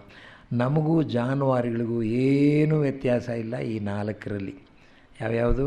ಹಸುವಾದಾಗ ತಿನ್ನೋದು, ಆಯಾಸವಾದಾಗ ನಿದ್ದೆ ಮಾಡೋದು, ಜೀವಕ್ಕೆ ಆಪತ್ತು ಬರುತ್ತೆ ಅಂದರೆ ಹೆದರ್ಕೊಳ್ಳೋದು, ಔತ್ಕೊಳ್ಳೋದು, ಆಸೆ ಆದಾಗ ಗಂಡು ಹೆಣ್ಣು ಸೇರೋದು, ಮಕ್ಕಳು ಮರಿ ಆಗೋದು. ಇದರಲ್ಲಿ ಮನುಷ್ಯನಿಗೂ ಪ್ರಾಣಿಗಳಿಗೂ ವ್ಯತ್ಯಾಸವೇ ಇಲ್ಲ. ಪ್ರಾಣಿಗಳು ಒಂದೇ, ನಾವು ಒಂದೇ. ಆದರೆ ಧರ್ಮೋಹಿತೇಶಃ ಅಧಿಕೋ ವಿಶೇಷ. ಯಾವುದು ಸರಿ ಯಾವುದು ತಪ್ಪು ಅಂತ ತಿಳ್ಕೊಳ್ಳೋ ಶಕ್ತಿ ಮನುಷ್ಯನಿಗಿದೆ. ಅರ್ಥವಾಯ್ತಾ? ಇದು ಸರಿ ಇದು ತಪ್ಪು ಅಂತ ನಮಗೆ ಗೊತ್ತಾಗುತ್ತೆ. ನಾವು ಎಷ್ಟೋ ಜನ ಸರಿ ಅಂತ ಕಂಡದ್ದನ್ನು ಗೊತ್ತಿದ್ದರೂ ಅದನ್ನು ಇಂಪ್ಲಿಮೆಂಟ್ ಮಾಡೋಕ್ಕಾಗೋಲ್ಲ. ತಪ್ಪು ಅಂತ ಗೊತ್ತಿದ್ದರೂ ಅದನ್ನು ಬಿಡೋಕ್ಕಾಗೋದಿಲ್ಲ. ವಿ ಸಫರ್ ಫ್ರಮ್ ಆ ವೀಕ್ನೆಸ್ ನಾವು ಬರುತ್ತೆ. ಜಾನಾಮಿ ಧರ್ಮಂ ನಚಮೇ ಪ್ರವೃತ್ತಿ. ಇದು ರೈಟ್ ಅಂತ ಗೊತ್ತು ಮಾಡೋಕ್ಕಾಗೋಲ್ಲ. ಜಾನಾಮ್ಯ ಧರ್ಮಂ ನಚಮೇ ನಿವೃತ್ತಿ. ಟಿ ವಿ ಮುಂದೆ ಕೂತ್ಕೊಂಡೇ ಕೇಳಬಾರ್ದು, ನೋಡಬಾರ್ದು, ಟೈಮ್ ವೇಸ್ಟ್ ಮಾಡಬಾರ್ದು. ಎಷ್ಟು ಜನಕ್ಕೆ ಗೊತ್ತಿಲ್ಲ ಸರ್. ಮಕ್ಕಳು ಹೀಗೆ ಮಾಡ್ತಾರೆ, ಓದೋದನ್ನು ಬಿಟ್ಟುಬಿಡ್ತಾರೆ, ಅದನ್ನೇನೋ ನೋಡ್ತಾ ಇರ್ತಾರೆ. ಎಷ್ಟು ಜನಕ್ಕೆ ಗೊತ್ತಿಲ್ಲ, ಬರ್ತ್ಡೇಗೆ ಹೊಸ ಟಿ ವಿ ಸೆಟ್ ಅವ್ರ ರೂಮಿಗೆ ಫಿಕ್ಸ್ ಮಾಡಿಬಿಡ್ತೀವಿ ನಾವು. ಬರ್ತ್ಡೇ ಗಿಫ್ಟ್ ಅಂದ್ಬಿಡ್ತೀವಿ. Deliberately we ruin the children. Deliberately, intentionally. ಜಾನಾಮ್ಯಧರ್ಮಂ ನಚಮೇ ನಿವೃತ್ತಿ. ನನಗೆ ಆಗ್ತಾಯಿಲ್ಲ ನನಗೆ ಬಿಡೋದಕ್ಕೆ ಅಂತ ಹೇಳ್ತೀವಿ ನಾವು. ಹಾಗೆ ಮನುಷ್ಯನಿಗೆ ಇದರಲ್ಲಿ ಏನಪ್ಪ ವ್ಯತ್ಯಾಸ ಅಂದರೆ, ಧರ್ಮೋ ಹಿ ದೇಶ ಅಧಿಕೋ ಧರ್ಮೋ ವಿಹೀನ ಪಶುಭಿ ಸಮಾನ. ಈ ವಿವೇಕ ಅನ್ನೋದು ಒಂದು ನಮ್ಮಲ್ಲಿದೆ. ಅದನ್ನು ಹೊಡೆದು ಹಾಕ್ಬಿಟ್ವಿ. ನಮಗೂ ಪ್ರಾಣಿಗಳಿಗೂ ಏನೇನೇನೇನೇನೇನೂ ವ್ಯತ್ಯಾಸ ಇಲ್ಲ. ನಾವೆಲ್ಲ ಮೃಗದ ಹಾಗೆ ಅಂತ ಹೇಳ್ತೀವಿ, ಪ್ರಾಣಿ ಹಾಗೆ ನಡ್ಕೋತೀಯ ಅಂತ ಹೇಳ್ತೀವಿ. ಕಾರಣ ನಾವು ವಿವೇಕವನ್ನು ಉಪಯೋಗಿಸೋದಿಲ್ಲ. That is the reason. ಏನು ವ್ಯತ್ಯಾಸ? ಹಾಗಾದರೆ ನಮ್ಗೆ ಯಾರು ಕೊಟ್ಟಿದ್ದು ಇದನ್ನು ಮನುಷ್ಯ ಜನ್ಮನ? ಹೂಗೆ ಭಗವಂತನಿಗೆ ಒಂದು ಲೀಲೆ ಅಂದರೆ ಆಟ ತಮಾಷೆ, ಖಯಾಲಿ ಅಂತಾರೆ ಕನ್ನಡದಲ್ಲಿ. ಅವನಿಗೆ ತೋಚಿದಾಗ ಸಮಸ್ತ ಪ್ರಾಣಿಗಳದ್ದು ಹೆಸರು ಹಾಕ್ಕೊಂಡು ಒಂದು ಲಿಸ್ಟ್ ಹಾಕ್ಕೊಂಡಂತೆ. ಇದನ್ನು ವೆಸ್ಟರ್ನರ್ಸು ಹೇಳ್ತಾರೆ, ಆ್ಯಡಮ್ ಅಂತನೋರು ಅವರು ಹೇಳ್ತಾರೆ. ಇದನ್ನು ದೋಣಿಲೆಲ್ಲ ಹೋಗ್ತಾಯಿದ್ರು ಅನ್ನೋದನ್ನು ಅವರು ಹೇಳ್ತಾರೆ ಸೃಷ್ಟಿ ಬಗ್ಗೆ.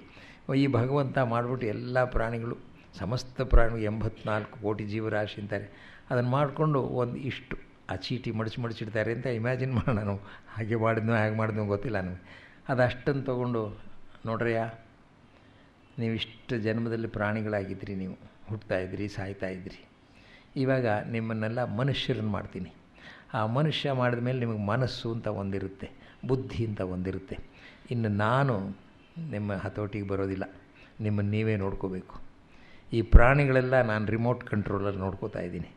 ಇವಾಗ ನೀವೇ ಮ್ಯಾನ್ಯುವಲ್ ಮಾಡ್ಕೋಬೇಕು. ಚಕ್ ಅಂತ ಬಿಸಾಡಿದಂತೆ ನಾವೆಲ್ಲ ಹುಟ್ಟುಬಿಟ್ಟು ಆ ಬುದ್ಧಿ ಅನ್ನೋದನ್ನು ಒಂದು ಒಳಗಡೆ ಇಟ್ಟುಬಿಟ್ಟಿದ್ದಾನೆ ನಮಗೆ ವಿವೇಕಾನ. ನಮ್ಮನ್ನು ಪ್ರಾಣಿಗಳಾಗಿ ಇಟ್ಟಿದ್ರೆ ಚೆನ್ನಾಗಿರ್ತಾಯಿತ್ತು ಅಂತ ನಮಗನ್ಸುತ್ತೆ ಸರ್. ಅದಕ್ಕೆ ಈ ಸ್ಟ್ರಗಲ್ ನಮಗಿರ್ತಾ ಇರಲಿಲ್ಲ.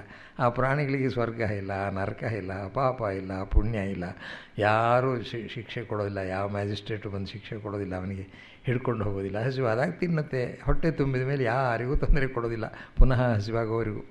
ನೀವು ನೋಡಿಬೇಕಾದ್ರೆ ಸಿಂಹ ಹಸಿವಾದಾಗ ಹೋಗಿ ಒಂದು ಜಿಂಕೆನೋ ತಿನ್ನುತ್ತೆ, ಹೊಟ್ಟೆ ತುಂಬಿದ ಮೇಲೆ ಜಿಂಕೆ ಅದ್ರ ಮೈ ಮೇಲೆ ಓಡಾಡಿದರೂ ನೋಡೋದೇ ಇಲ್ಲ ಅದು.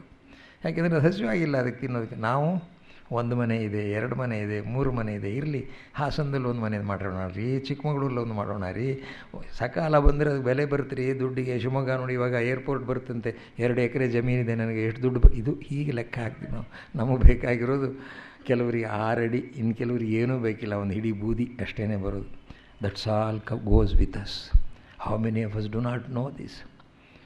ಧರ್ಮರಾಜ ಯಕ್ಷಿಣಿ ಒಂದು ಉತ್ತರ ಕೊಡ್ತಾನೆ, ಏನು ಆಶ್ಚರ್ಯ ಅಂದಾಗ, ಅಹನ್ಯಹನಿ ಭೂತಾನಿ ಗಚ್ಚಂತಿ ಇತಿ ಯಮಾಲಯಂ. ಪ್ರತಿನಿತ್ಯ ಹೋಗ್ತಾ ಇದ್ದಾರೆ, ಒಂದು ಚೂರು ಅವ್ರ ಜೊತೆಯಲ್ಲಿ ಹೋಗೋದಿಲ್ಲ. ಏಷಾಹ ಸ್ಥಾವರಮಿಚ್ಛಂತಿ, ಎಲ್ಲ ನನ್ನದು ಅಂದ್ಕೊಂಡು ಬದುಕ್ತಾರೆ ಅಂತ ಹೇಳ್ತಾರೆ.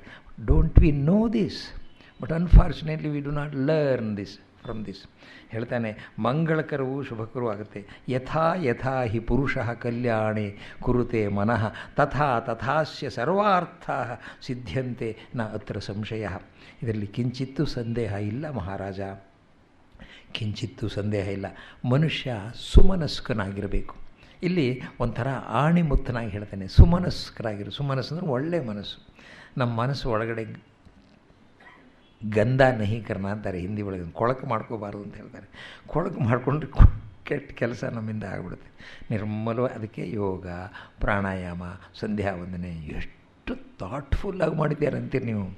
ಪ್ರತಿನಿತ್ಯ 2 ಸಲ ನಾವು ಮಾಡಿದ ತಪ್ಪನ್ನೆಲ್ಲ ಯೋಚನೆ ಮಾಡಿಬಿಟ್ಟು ಅದನ್ನು ತೊಳ್ಕೊಳ್ಳೋದಕ್ಕೆ ಪ್ರಾಯಶ್ಚಿತ್ತ ಮಾಡ್ಕೊಳ್ಳಿ. ಪ್ರತಿನಿತ್ಯ ಸ್ನಾನನಾದರೂ ಒಂದೇ ಸಲ, ಇದು ತೊಳ್ಕೊಳ್ಳೋದು 2 ಸಲ. ಮನಸ್ಸನ್ನು ತೊಳ್ಕೊಳ್ಳೋದು, ಮೈಯನ್ನು 1 ಸಲ ತೊಳ್ಕೊಳ್ತೀವಿ, ಸ್ನಾನ ಮಾಡ್ತೀವಿ. ಮನಸ್ಸನ್ನು 2 ಸಲ ಹೇಳ್ತಾರೆ, ನಾನು ಏನೇನು ಮಾಡಿದ್ದೀನಿ.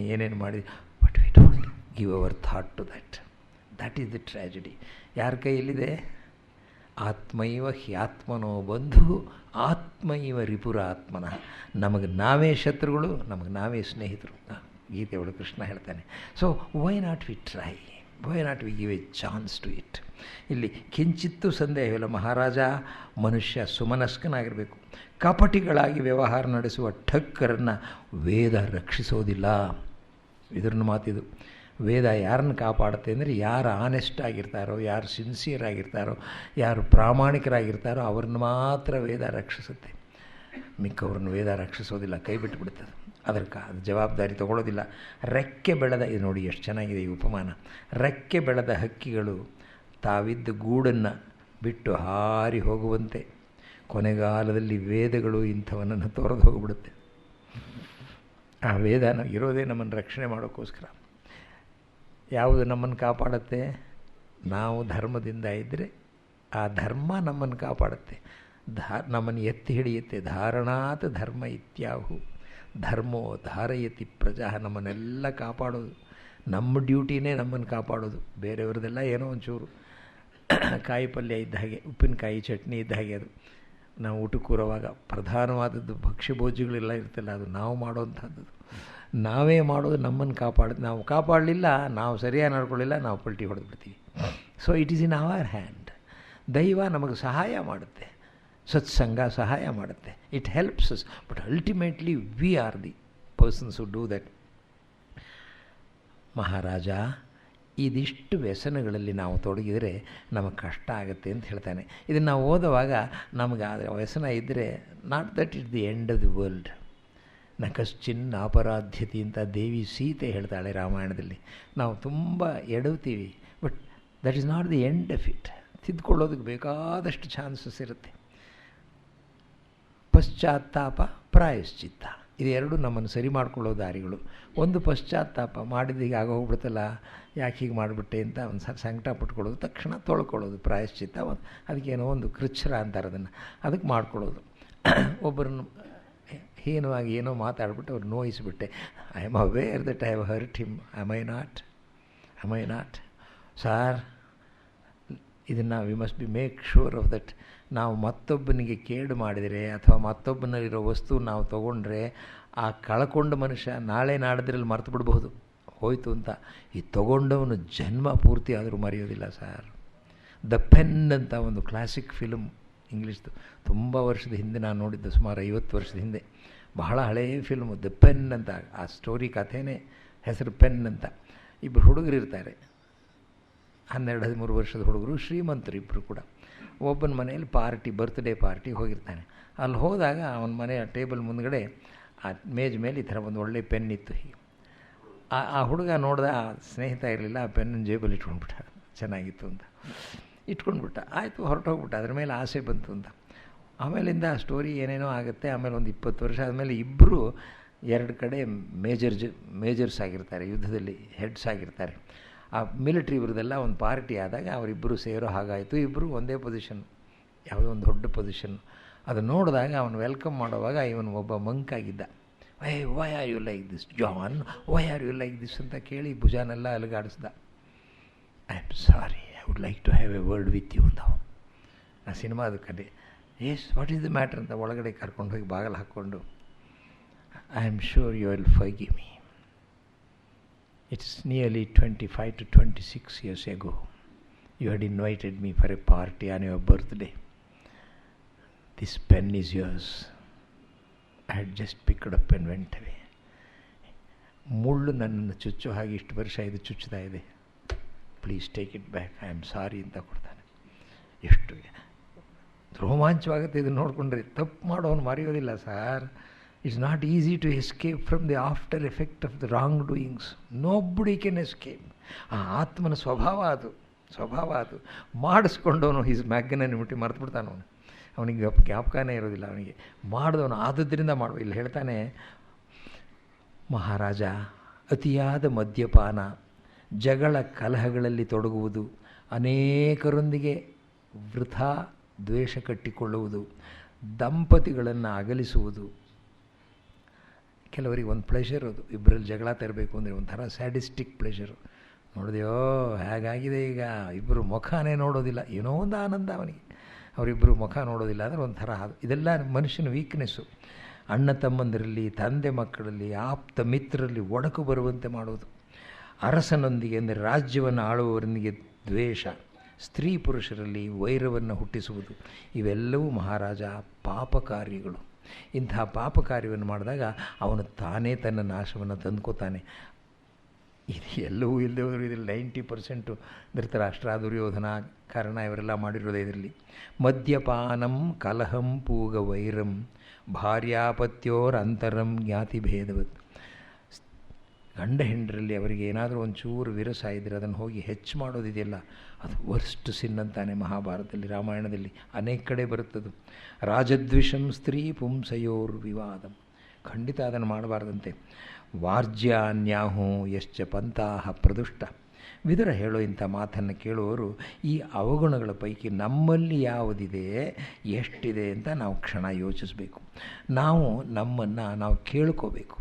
ನಾವು ಎರಡೇ ಸಂದರ್ಭದಲ್ಲಿ ನಮ್ಮ ತಪ್ಪನ್ನು ನಾವು ಹೇಳ್ಕೊಳ್ಳೋ ಚಾನ್ಸ್ ಇದೆ. ಒಂದು, ನಾವೇ ಇದ್ದಾಗ, ನೋಬಡಿ ಎಲ್ಸ್, ಯಾರು ನಿಯರೆಸ್ಟ್ ಆ್ಯಂಡ್ ಡಿಯರೆಸ್ಟು ಇರೋದಿಲ್ಲ. ಒಂದು, ಭಗವಂತನ ಮುಂದೆ ಹೇಳ್ಕೋಬೇಕು. ಅದಕ್ಕೆ ನಾವು ಅನೇಕ ಕಡೆಗಳಲ್ಲಿ ಪೂಜೆ, ಹೋಮ, ಹವನ ನಡೆಯುವಾಗ ಅಲ್ಲಿ ದೇವರ ಮುಂದೆ ಎಲ್ಲರೂ ನಾವು ಕೂತಾಗ ಏನಪ್ಪ ಮಾಡಬೇಕು ಅಂದರೆ, ಆ ಒಳಗಡೆ ಇರೋವಂಥ ಕೊಳಕನ್ನು ತೊಳ್ಕೊಳ್ಳೋದಕ್ಕೆ ಮಾಡಬೇಕು. ಮಾಡೋದೇ ಇಲ್ಲ ಸರ್, ಗದ್ದಲ ಮಾಡಿಬಿಡ್ತೀವಿ. ಕಾರಣ ಅದಕ್ಕೆ ಅರ್ಥ ಗೊತ್ತಿಲ್ಲ. ನಮಗದರ ಅರ್ಥ ಗೊತ್ತಾದರೆ ಎಷ್ಟೋ ವಾಸಿ ಆಗುತ್ತೆ. ಅದು ಒಂದು ಏನಾದರೂ ಮಾಡಿ ಪ್ರಾರಂಭದಿಂದ ಮಾಡಬೇಕಾಗಿತ್ತು. ನಾವು ಬರೀ ರಿಚುವಲ್ಸ್ ಅಂತ ಮಾಡಿಬಿಡ್ತಾರೆ, ಅದು ಅರ್ಥ ಆಗೋದಿಲ್ಲ. ಅದಕ್ಕೋಸ್ಕರ ಇರೋ ಮಂತ್ರನೆಲ್ಲ ಕನ್ನಡದಲ್ಲಿ ಅನುವಾದ ಮಾಡಿದ್ರು ಏನು ಪ್ರಯೋಜನ ಇಲ್ಲ, ಅದು ಆಗೋದಿಲ್ಲ, ಅರ್ಥ ಆಗೋದಿಲ್ಲ. ಅಂದರೆ ಅರ್ಥ ಮಾಡ್ಕೋಬೇಕು. ಇದೆಲ್ಲ ಕೆಲವು ಲೋಕದಲ್ಲಿ ಅನುಭವ ಬಂದಾಗ ಇನ್ನೂ ಹೆಚ್ಚಾಗುತ್ತೆ. ನಿಮ್ಗೆ ಹೇಳಿದ್ನೋ ಏನೋ ಹೋದ್ಸಲ ಬಂದಾಗ ಈ ಅನುಭವಗಳು ಬಹಳ ಅಚ್ಚಳಿದೆ ಉಳಿದು ನಿಜ ಅಂತ ಕಾಣುತ್ತೆ. ಈ ಮಹಾಭಾರತದಲ್ಲಿ ಇರೋದು, ಒಂದು ಮದುವೆ ಮಾಡಿಕೊಂಡು ಮಕ್ಕಳಾಗಿ 2 ಮಕ್ಕಳಾದ ಮೇಲೆ ಮನೇನ ಮಾರ್ಬಿಟ್ಟು ಹೆಂಡ್ತಿನ ಡಿವೋರ್ಸ್ ಮಾಡಿಬಿಟ್ಟ. ಇಂಗ್ಲೆಂಡಲ್ಲಿ ಆ ರೂಲ್ ಪ್ರಕಾರ ಹೆಂಡ್ತಿನ ಡಿವೋರ್ಸ್ ಮಾಡಿದ್ರೆ ಅವಳಿಗೆ ಮನೆ ಇಲ್ಲ ವಾಸಕ್ಕೆ, ಅವಳ ಹಣೆ ಬರ ಏನಾಗುತ್ತೋ ಅಂತ. ಆದರೆ ಸರ್ಕಾರದವರು ಅವಳಿಗೆ ಫ್ರೀ ಲೀಗಲ್ ಏಡ್ ಕೊಡ್ತಾರೆ ಅವರಿಗೆ, ಆ ಹೆಣ್ಣು ಹುಡುಗಿಗೆ. ಪಾಪ ದುಡ್ಡೇ ಇರೋದಿಲ್ಲವಲ್ಲ, ಇವನು ಡಿವೋರ್ಸ್ ಮಾಡಿಬಿಟ್ರೆ ಎಲ್ಲ ಹೊರಟು ಹೋಗ್ಬಿಡುತ್ತೆ ಅಲ್ಲಿವರು. ಹಾಗೆ ಮಾಡಿಬಿಟ್ಟ ಒಬ್ಬ ನಮ್ಮ ತಮಿಳು ದೇಶದವನು. ವಕೀಲರು ಅವರಿಗೆ ಸಾಲಿಸಿಟರ್ ಅಂತ ಅವ್ರಿಗೆ ಹೇಳ್ತಾರೆ. ಆ ಕೇಸ್ ತೊಗೊಂಡು, ಮಥುರ್ಜಿ ನಮ್ಮ ಹಿಂದೂ ವಿವಾಹ, ಅವ್ರು ಹಿಂದೂಗಳೇ ಅವರು, ಆದರೆ ಅರ್ಥಗಳು ಗೊತ್ತಿರೋಲ್ಲ, ಹಿಂದೂ ವಿವಾಹದಲ್ಲಿ ಹೆಂಡತಿಗೆ ಹೇಳದೆ ಆಸ್ತಿ ಮಾರಬಹುದೇ ಅಂತ ಕೇಳಿದ್ರು. ನಾನು ಇಲ್ಲಪ್ಪ ಅಂತಂದೆ. ನಾನು ಹೇಗೆ, ಅದು ಎಲ್ಲಿದೆ ಅಂತಂದರು. ಅವನೇ ಹೇಳ್ತಾನೆ, ಎಲ್ಲರ ಎದುರಿಗೂ ಹೇಳ್ತಾನೆ, ಅದು ಅಗ್ನಿ ಮುಂದೆ ಹೇಳ್ತಾನೆ. ಅಗ್ನಿನೇ ನಮಗೆ ಸಾಕ್ಷಿ, ದೇವರಿದ್ದ ಹಾಗೆ, ದೇವರೇ ಅವನು. ಸ್ನೇಹಿತರು, ಮಿತ್ರರು, ಬಂಧುಗಳು, ಮಾವ, ಅತ್ತೆ, ತಂದೆ ಎಲ್ಲರೂ ಇರ್ತಾರೆ. ಧರ್ಮೇ ಚ ಅರ್ಥೇ ಚ ಕಾಮೇ ಚ ನ ಅತಿಚರಾಮಿ.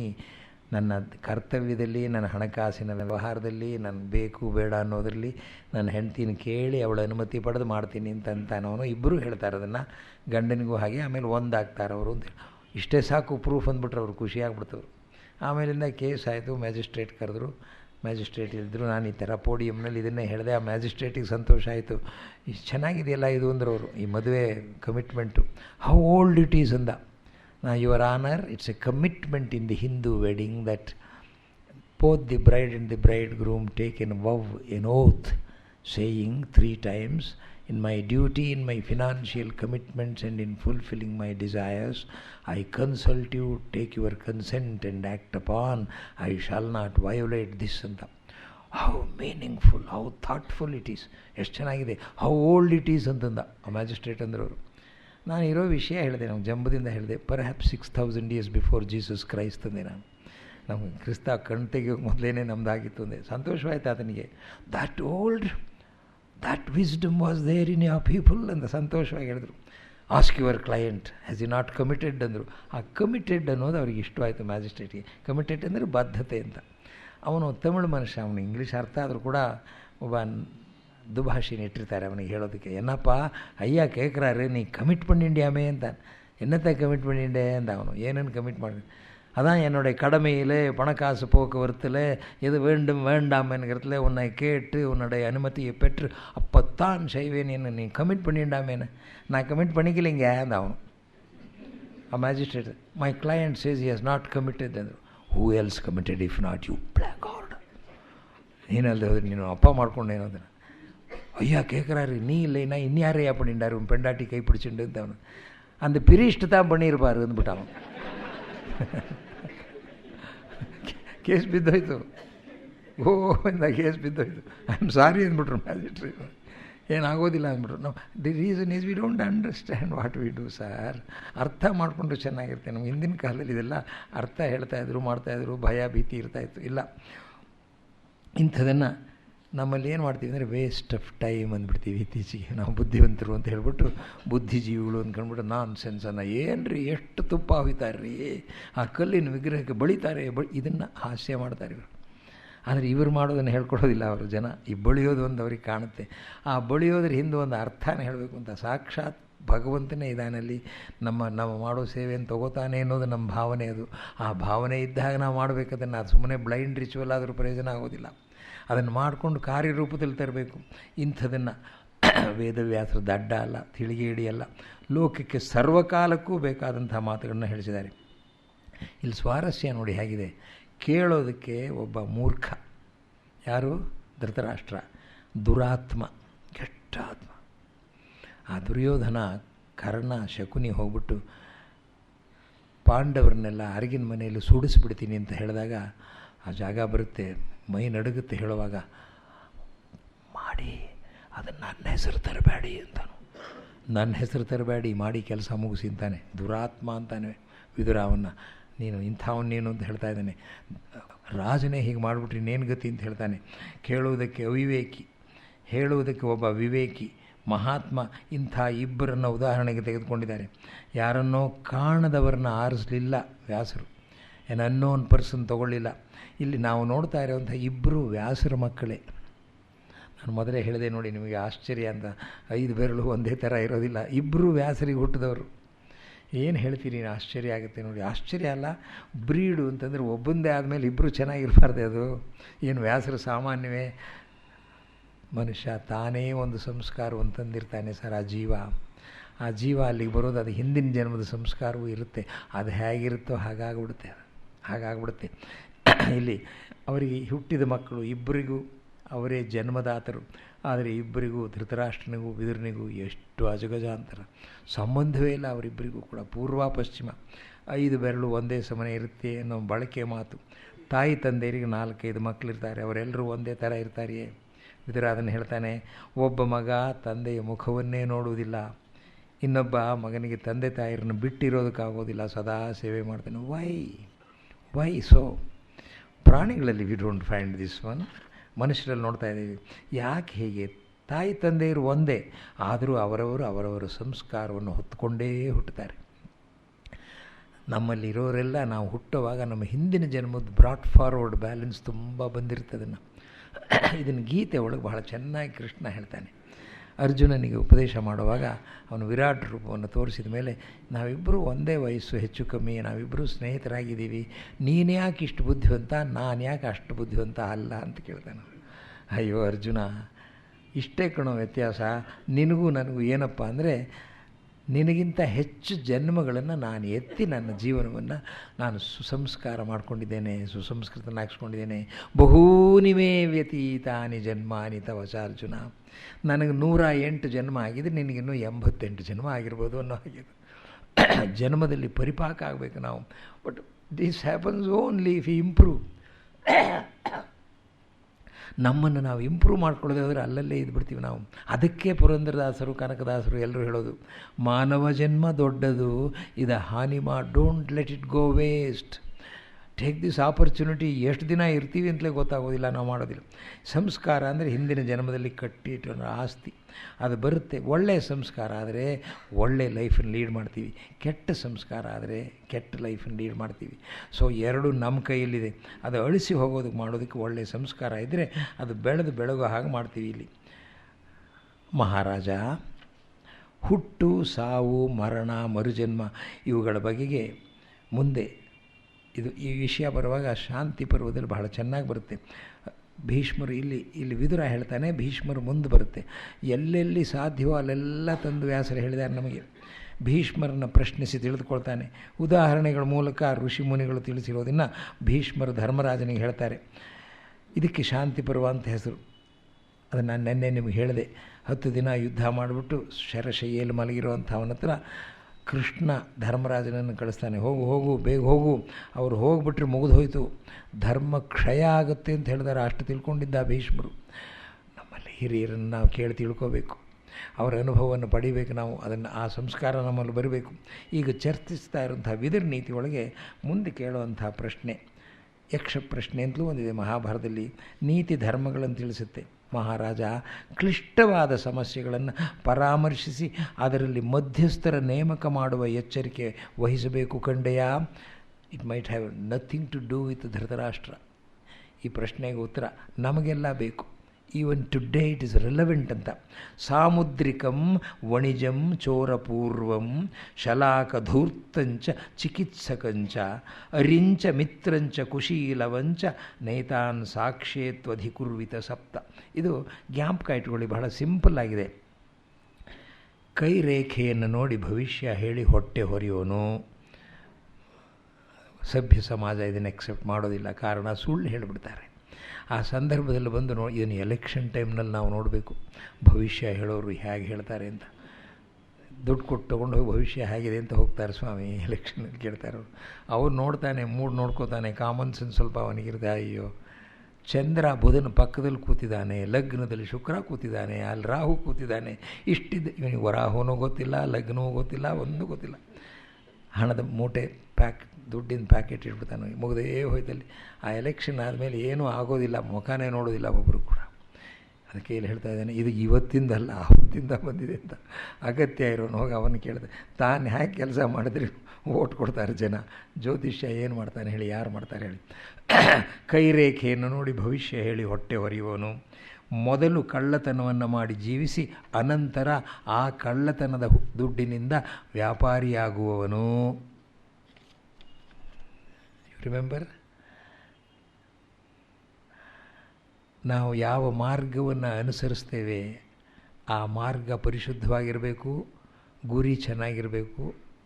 ಗುರಿ ಆಗಬೇಕು ಅಂದರೆ ಅನುಸರಿಸೋ ಮಾರ್ಗ means are as important as the end ಅಂತಾರೆ, ಗೋಲ್ ಅಂತಾರೆ. ಮುಖ್ಯ ಇಲ್ಲಿ ಶಕುನ ಮುಂತಾದವನ್ನು ಕೇಳಿ ಹಣ ಸಂಪಾದಿಸುವವನು.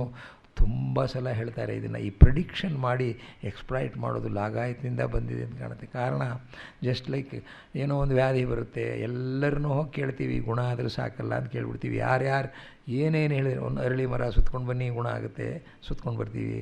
ಹುಣಸೆ ಮರ ಸುತ್ಕೊಂಡು ಬನ್ನಿ, ಅಯ್ಯೋ ಅಲ್ಲೊಬ್ಬ ಇದಾನ್ರಿ ಗೋಡೌನಿಗೆ ಹೋಗ್ತಾನೆ, ಎಲ್ಲ ತೆಗೆದು ಹೇಳ್ಬಿಡ್ತಾನೆ, ನಿಮ್ಮ ಪೂರ್ವೋತ್ತರನ ಅಲ್ಲಿ ಹೋಗ್ಕೊಳ್ತೀವಿ. ಸದ್ಯ ಆದರೆ ಸಾಕು ಅಂತ ಏನೆಲ್ಲ ಮಾಡಿಬಿಡ್ತೀವಿ, ನಾವು ಮಾಡಿಬಿಡ್ತೀವಿ. ಯಾಕೆಂದ್ರೆ ಪರದಾಡ್ತೀವಿ. ಈಜವಾಗ ಒಂದು ಮುಳುಗೋವಾಗ ನೀರಲ್ಲಿ ಮುಳುಗಿ ಹೋಗ್ತೀನಿ ಅಂತ ಅಂದ್ಬಿಟ್ರೆ ನೀರಿನಲ್ಲಿ ಒಂದು ಕಡ್ಡಿ ಬಂದರೆ ಅದನ್ನು ಹಿಡ್ಕೋತಾನಂತ ಮನುಷ್ಯ, ಬದುಕಿದ್ರೆ ಸಾಕು ಅಂತಾನಂತೆ. ಇಲ್ಲಿ ಹೇಳ್ತಾ ಇದ್ದಾನೆ, ಇತರರನ್ನು ವಂಚಿಸಿ ಜೀವಿಸುವವನು, ಶಿಕ್ಷಣ ಪಡೆದು ಪರಿಣತಿ ಇಲ್ಲದೆ ವೈದ್ಯ ಮಾಡುವವನು. MBBS ಅಲ್ಲ, ಬೋರ್ಡ್ ಹಾಕೊಂಡ್ಬಿಡ್ತಾನೆ MBBS ಅಂತ. 20 ವರ್ಷ ಆದಮೇಲೆ ಅವನು ಹೋಗಿ ಹಿಡಿತಾರೆ, ಅವನು ಡಿಬಾರ್ ಮಾಡಿಬಿಡ್ತಾರೆ. ನೋಡಿ ಎಲ್ಲಿಂದ ಬಂದಿದೆ ನೋಡಿದಿಲ್ಲ. ವೈದ್ಯ ಮಾಡು. ತನ್ನಲ್ಲಿ ವೈರವುಳ್ಳವನು, ತನಗೆ ಮಿತ್ರನಾದವನು ಅಂದರೆ ತನ್ನ ಶತ್ರು ಮಿತ್ರನ ಗಾಯಕ. ಈ 7 ಮಂದಿಯು ಮಧ್ಯಸ್ಥರಾಗಿರೋರೆಲ್ಲ. ಮಧ್ಯಸ್ಥರು ಅಂದರೆ ಏನು ಗೊತ್ತಾ, ಜೂರಿ ಅಂತ. ಈ ಕೋರ್ಟ್ನಲ್ಲಿ ಕೆಲವರು ಜೂರಿಗಳು ಬರ್ತಾರೆ ನೋಡಿ, ಅವರು ಇವರು ಇಂಥವ್ರು ಆಗಬಾರ್ದಂತೆ. ಯಾಕೆಂದರೆ ಅವರು ಆಲ್ರೆಡಿ ಅವರಲ್ಲಿ ಅದು ಅಂಟ್ಕೊಂಡು ಬಿಟ್ಟಿರುತ್ತೆ ಅಂತ. ಹಾಗೆಯೇ ಡಂಭಕ್ಕಾಗಿ ಅಗ್ನಿಹೋತ್ರಗಳನ್ನು ನಡೆಸೋದು, ಏನೋ ಶೋಗೋಸ್ಕರ ನಡೆಸೋದು, ಯಾವುದೇ ಉದ್ದೇಶವೂ ಇಲ್ಲದೆ ಮೌನ ಮಾಡೋದು. ಸುಮ್ಮನೆ ಮೌನ ಕೂತ್ಬಿಡ್ತಾನೆ, ಏನು ಅಂದರೆ ಏನೂ ಹೇಳೋದಿಲ್ಲ ಅಂತಾನೆ. ಒಳಗಡೆ ಏನು ವ್ಯಾಪಾರ ನಡೀತಿರುತ್ತೆ ನಮಗೆ ಗೊತ್ತಾಗೋದಿಲ್ಲ.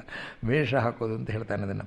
ಅಧ್ಯಯನವನ್ನು ಮಾಡದೇ ಇರೋನು, ಸ್ಟಡಿ ಮಾಡದೇ ಇರೋನು, ಯಜ್ಞವನ್ನು ನಡೆಸುವುದು, ಇವುಗಳನ್ನು ಏನಂದರೆ ಮಂತ್ರ ತಿಳಿದೇ ಯಜ್ಞ ಮಾಡೋದು, ವೇದಾಧ್ಯಯನ ಇದೆಲ್ಲ ತಿಳಿದಿರಬೇಕು, ಸ್ವಲ್ಪ ಮಂತ್ರದೆಲ್ಲ ಗೊತ್ತಿರಬೇಕು.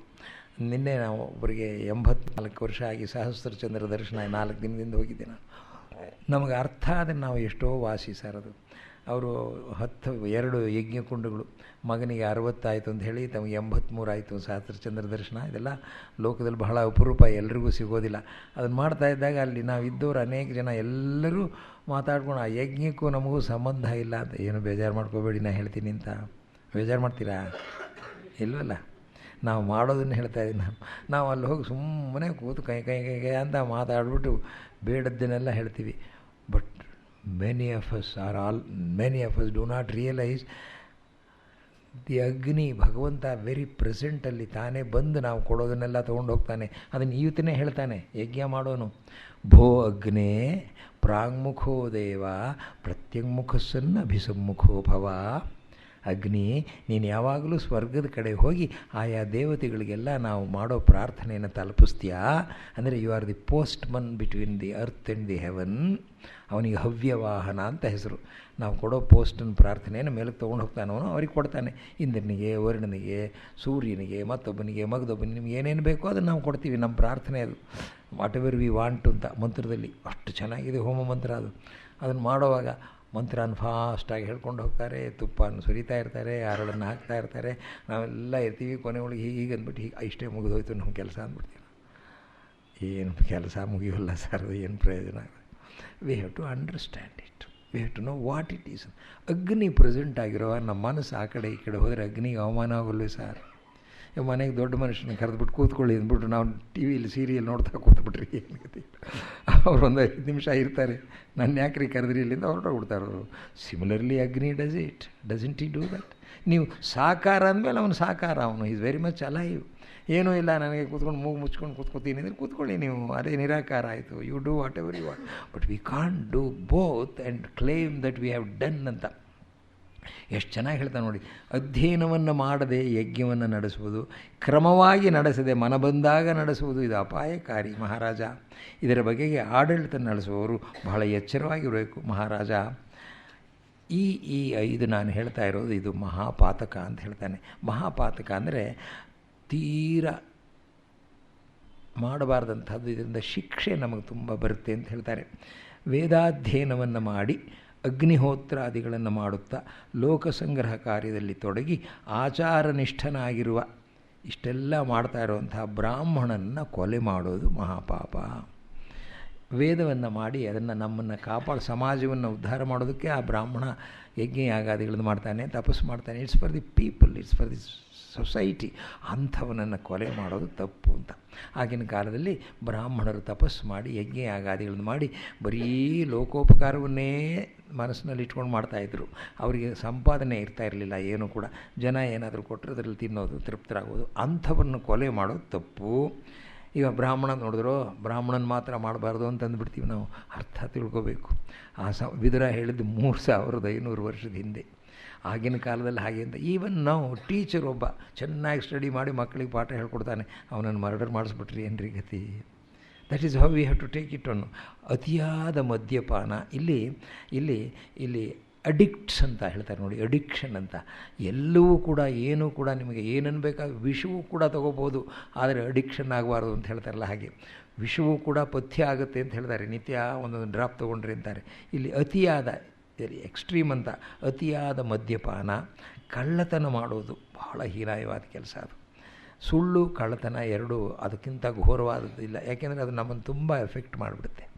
ಇಂಗ್ಲೆಂಡಲ್ಲಿ ಮಾತೇ ಬಂದುಬಿಟ್ಟಿದೆ, once A lawyer is always A lawyer, never depend upon him ಅಂತ ಕ್ಲೀನಾಗಿ ಮಸಿ ಬೆಳೆದು ಬಿಡ್ತಾರೆ. ಒಂದು ಸಲ ಅವನು ಸುಳ್ಳು ಹೇಳಿದ ಅಂದರೆ ಏನು ಮಾಡಿದ್ರು ಮತ್ತೆ ತೊಗೊಳ್ಳೋದಿಲ್ಲ ಅವನು. They don't accept him. ಅವನು ಇಲ್ಲ ರೀ ಬಿಟ್ಟಿದ್ದೀನಿ ಇವಾಗ ಸತ್ಯಸಂಧ ಅಂದರು ನಾವು ಸಾರಿ ಅಂತಾರೆ. ಹಾಗೆ ಒಂದು ಇಂಥ ಕಳಂಕ ಇದು ಬಂದುಬಿಟ್ರೆ ಕಳ್ಳತನ ಮಾಡೋದು, ಗುರುಪತ್ನಿಯನ್ನೇ ಕಾಮಿಸುವುದು ಅಂತ ಹಿನಸ್ ಕ್ರೈಮ್ ಅದು. ಇವುಗಳು ಮಹಾಪಾತಕಗಳಿಗೆ ಸೇರಿವೆ. ಇದು ಮಹಾಪಾತಕ. ಬ್ರಹ್ಮಹತ್ಯಾ ಸುರಾಪಾನಂ ಸ್ಥೇಯಂ ಗುರುವಂಗನಾಗಮಃ ಮಹಾಂತಿ ಪಾತಕಾನ್ಯಾಹು. ಇದೇ ರೀತಿ ಇನ್ನು ಕೆಲವು ಪಾತಕಗಳಿವೆ ಮಹಾರಾಜ. ಇವುಗಳನ್ನು ಮಹಾಪಾತಕ ಎಂದು ಶಾಸ್ತ್ರ ಹೇಳುತ್ತೆ. ಇಲ್ಲಿ ಹೇಳಿದಾಗ ಅಯ್ಯೋ ಅನ್ನಿಸ್ತು ಧೃತರಾಷ್ಟ್ರನಿಗೆ. ಮನೆಗೆ ಬೆಂಕಿ ಹಚ್ಚುವುದು ಅಂದ. ಪಾಂಡವರನ್ನೇ ಸುಡಿಸ್ಬಿಟ್ಟಿದ್ದಾನೆ. ಪಾಂಡವರು ಒಳಗಡೆ ಮಲಗಿದಾಗ ಬೆಂಕಿ ಹಾಕಿ ಸುಟ್ಟು ಹಾಕ್ಬಿಡಿ ಅಂದ್ಬಿಟ್ಟ. ಮನೆಗೆ ಬೆಂಕಿ ಹಚ್ಚುವುದು, ವಿಷಮಿಶ್ರಿತ ಆಹಾರವನ್ನು ತಿನ್ನಿಸೋದು. ದುರ್ಯೋಧನ ಭೀಮನಿಗೆ ಕಜ್ಜಾಯ ಕೊಡ್ತೀನಿ ಅಂದ್ಬಿಟ್ಟು ಅದ್ರಲ್ಲಿ ವಿಷ ಹಾಕ್ಬಿಟ್ಟು ಹಾಲು ವಿಷ ಹಾಕ್ಬಿಟ್ಟು ತಿನ್ನಿಸ್ಬಿಟ್ಟ. ಅವನೇನೋ ಆಯುಷ್ಯ ಬರೆದಿತ್ತು ಬ್ರಹ್ಮ, ಬದುಕ್ದ ಅವನು. ಏನೆಲ್ಲ ಮಾಡಿಬಿಡ್ತಾನೆ ಅವನಿಗೆ. ಪತ್ನಿಯನ್ನು ವ್ಯಭಿಚಾರಕ್ಕೆ ಬಿಟ್ಟು ಅದರಿಂದ ಬಂದ ವರಮಾನದಲ್ಲಿ ಜೀವಿಸುವವನು. ಹೇಳ್ತಾ ಇದ್ದಾನೆ, ಇದು ತುಂಬ ಇದೆಲ್ಲ ಪಿಡುಗುಗಳು ಪ್ರಪಂಚದಲ್ಲಿ ಇರೋದು, ಅದೆಲ್ಲ ಕೂಡುದು ಅಂತ ವಿದುರ ಹೇಳ್ತಾ ಇದ್ದಾನೆ. ಸೋಮಲತೆ ಎಂಬ ಮಾದಕ ವಸ್ತುವನ್ನು ಮಾರೋನು, ಯಾಕೆಂದರೆ ಅದು ಮಾದಕ ವಸ್ತು, ಅದು ಅಸೋಮಲ. ಇದು ಯಾವುದು ಮನುಷ್ಯನಿಗೆ ತೊಂದರೆ ಕೊಡುತ್ತೋ ಅಂಥದ್ರಲ್ಲಿ ವ್ಯಾಪಾರ ಮಾಡಬಾರ್ದು ಅಂತ ಹೇಳ್ತಾರೆ. ಅನ್ನ ವಿಕ್ರಯವನ್ನೇ ಮಾಡಬಾರ್ದು ಅಂತ ಹೇಳ್ತಾರೆ, ಯಾಕೆಂದರೆ ಅದರಲ್ಲಿ ಪಾಪ ಬರುತ್ತೆ ಅಂತ ಹೇಳ್ತಾರೆ. ಚಾಡಿಕೋರ, ಶಕುನ ಹೇಳಿ ಬದುಕುವವನು, ಅದನ್ನು ಮೇಲಿಂದ ಮೇಲೆ ಹೇಳ್ತಾನೆ. ಆಗಿನ ಕಾಲದಲ್ಲಿ ಅಂಥ ಜನ ತುಂಬ ಸಂಪಾದಿಸಿದ್ರು ಏನೋ ಹಣನ ಗೊತ್ತಿಲ್ಲ. ಅಂತೂ ವಿದುರ ಅದನ್ನು ತುಂಬ ಹೇಳ್ತಾನೆ. ಮಿತ್ರದ್ರೋಹಿ, ಪರಸ್ತ್ರೀಯರಲ್ಲಿ ಪ್ರವೇಶಿಸುವವನು ಮತ್ತು ಭ್ರೂಣಹತ್ಯೆ ಹೈಲಿ ಡೇಂಜರಸ್ಸು. ನೋಡಿ, ಮೊನ್ನೆ ನಾವು ಕೆಲವು ದಿನದಿಂದ ಆಸ್ಪತ್ರೆಯಲ್ಲಿ ಎಂಥ ಬಿಸಾಡಿದ್ರು ಅಂತ ಬಂತಲ್ಲ, ಮಗುನ ಯಾವ ಆತ್ಮ ಅಲ್ಲಿ ಬಂದಿರುತ್ತೋ ಅದನ್ನು ಕೊಂದ್ಬಿಡ್ತಾರಲ್ರಿ. ಏನು ಎಂಥ ಪಾಪ. ಯಾವನೊಬ್ಬ ಮಹರ್ಷಿ ಹುಟ್ಟಿರ್ಬೋದು, ಮಹಾತ್ಮ ಹುಟ್ಟಿರ್ಬೋದು, we know not who it is. ಅದಕ್ಕೆ ಮಗುಗೆ ನಮಸ್ಕಾರ ಮಾಡ್ತೀವಿ ನಾವು. ನಮೋ ಅರ್ಭಕೇಭ್ಯ ಅಂತ ರುದ್ರಮಂತ್ರದಲ್ಲಿ ಬರುತ್ತೆ. ಆ ಮಗು ಈ ಮೈಯಿನ ಮಗು ವಯಸ್ಸಲ್ಲ ಅದು. ಅವನಿಗೆ ಎಷ್ಟು ವರ್ಷ ಆಗಿದೆ, ಎಷ್ಟು ಜನ್ಮ ಎತ್ತಿದ್ದಾನೆ ಅಂತ ನಮಗೇನು ಗೊತ್ತು ಹೇಳಿ? ಯಾವ ಮಹಾತ್ಮ ಹುಟ್ಟಿದೆ ಅಂತ ನಮಗೆಲ್ಲೂ ಗೊತ್ತಾಗುತ್ತೆ. ಆದುದರಿಂದ ಇದರಲ್ಲಿ ಸ್ತ್ರೀಯರು ಗರ್ಭ ಧರಿಸುವಂಥವರು, ಪುಂಸವನ ಸೀಮಂತದವರು ಈ ಮಂತ್ರದವನ್ನು ತಿಳ್ಕೊಂಡ್ರೆ ಒಳ್ಳೆ ವಿದ್ವಾಂಸನನ್ನು ಕರೆಸಿ ಅದರ ಅರ್ಥ ಕೇಳಿದ್ರೆ ಹೇಳ್ತಾರೆ. ಅದನ್ನು ಕೇಳೋದಿಲ್ಲ. ಎಲ್ಲ ಬೇಗ ಬೇಗ ಆಗಬೇಕು. ದೊಡ್ಡದಾಗಿ ಚಪ್ರ ಕಟ್ತಾರೆ, 3-4 ಲಕ್ಷ ರೂಪಾಯಿ ಖರ್ಚು ಮಾಡ್ತೀವಿ, ರಿಸೆಪ್ಷನ್ ಅಂತ ಇಡ್ತೀವಿ, ಎಲ್ಲ ಮಾಡ್ತೀವಿ. ಅದರ ಅರ್ಥ ಅಂತ ತಿಳ್ಕೊಳ್ಳೋದಿಲ್ಲ. ಆ ತಿರುಳನ್ನು ಅದನ್ನು ಮಾಡ್ಕೊಂಡು ಇದನ್ನು ಮಾಡಿದ್ರೆ ಇದೆಲ್ಲನೂ ಮಾಡಿ ದುಡ್ಡಿದೆ ಮಾಡ್ತಾರೆ. ಬಟ್ ಇದನ್ನು ಮಾಡದೆ ಹೋದರೆ ಕಷ್ಟವಾಗುತ್ತೆ.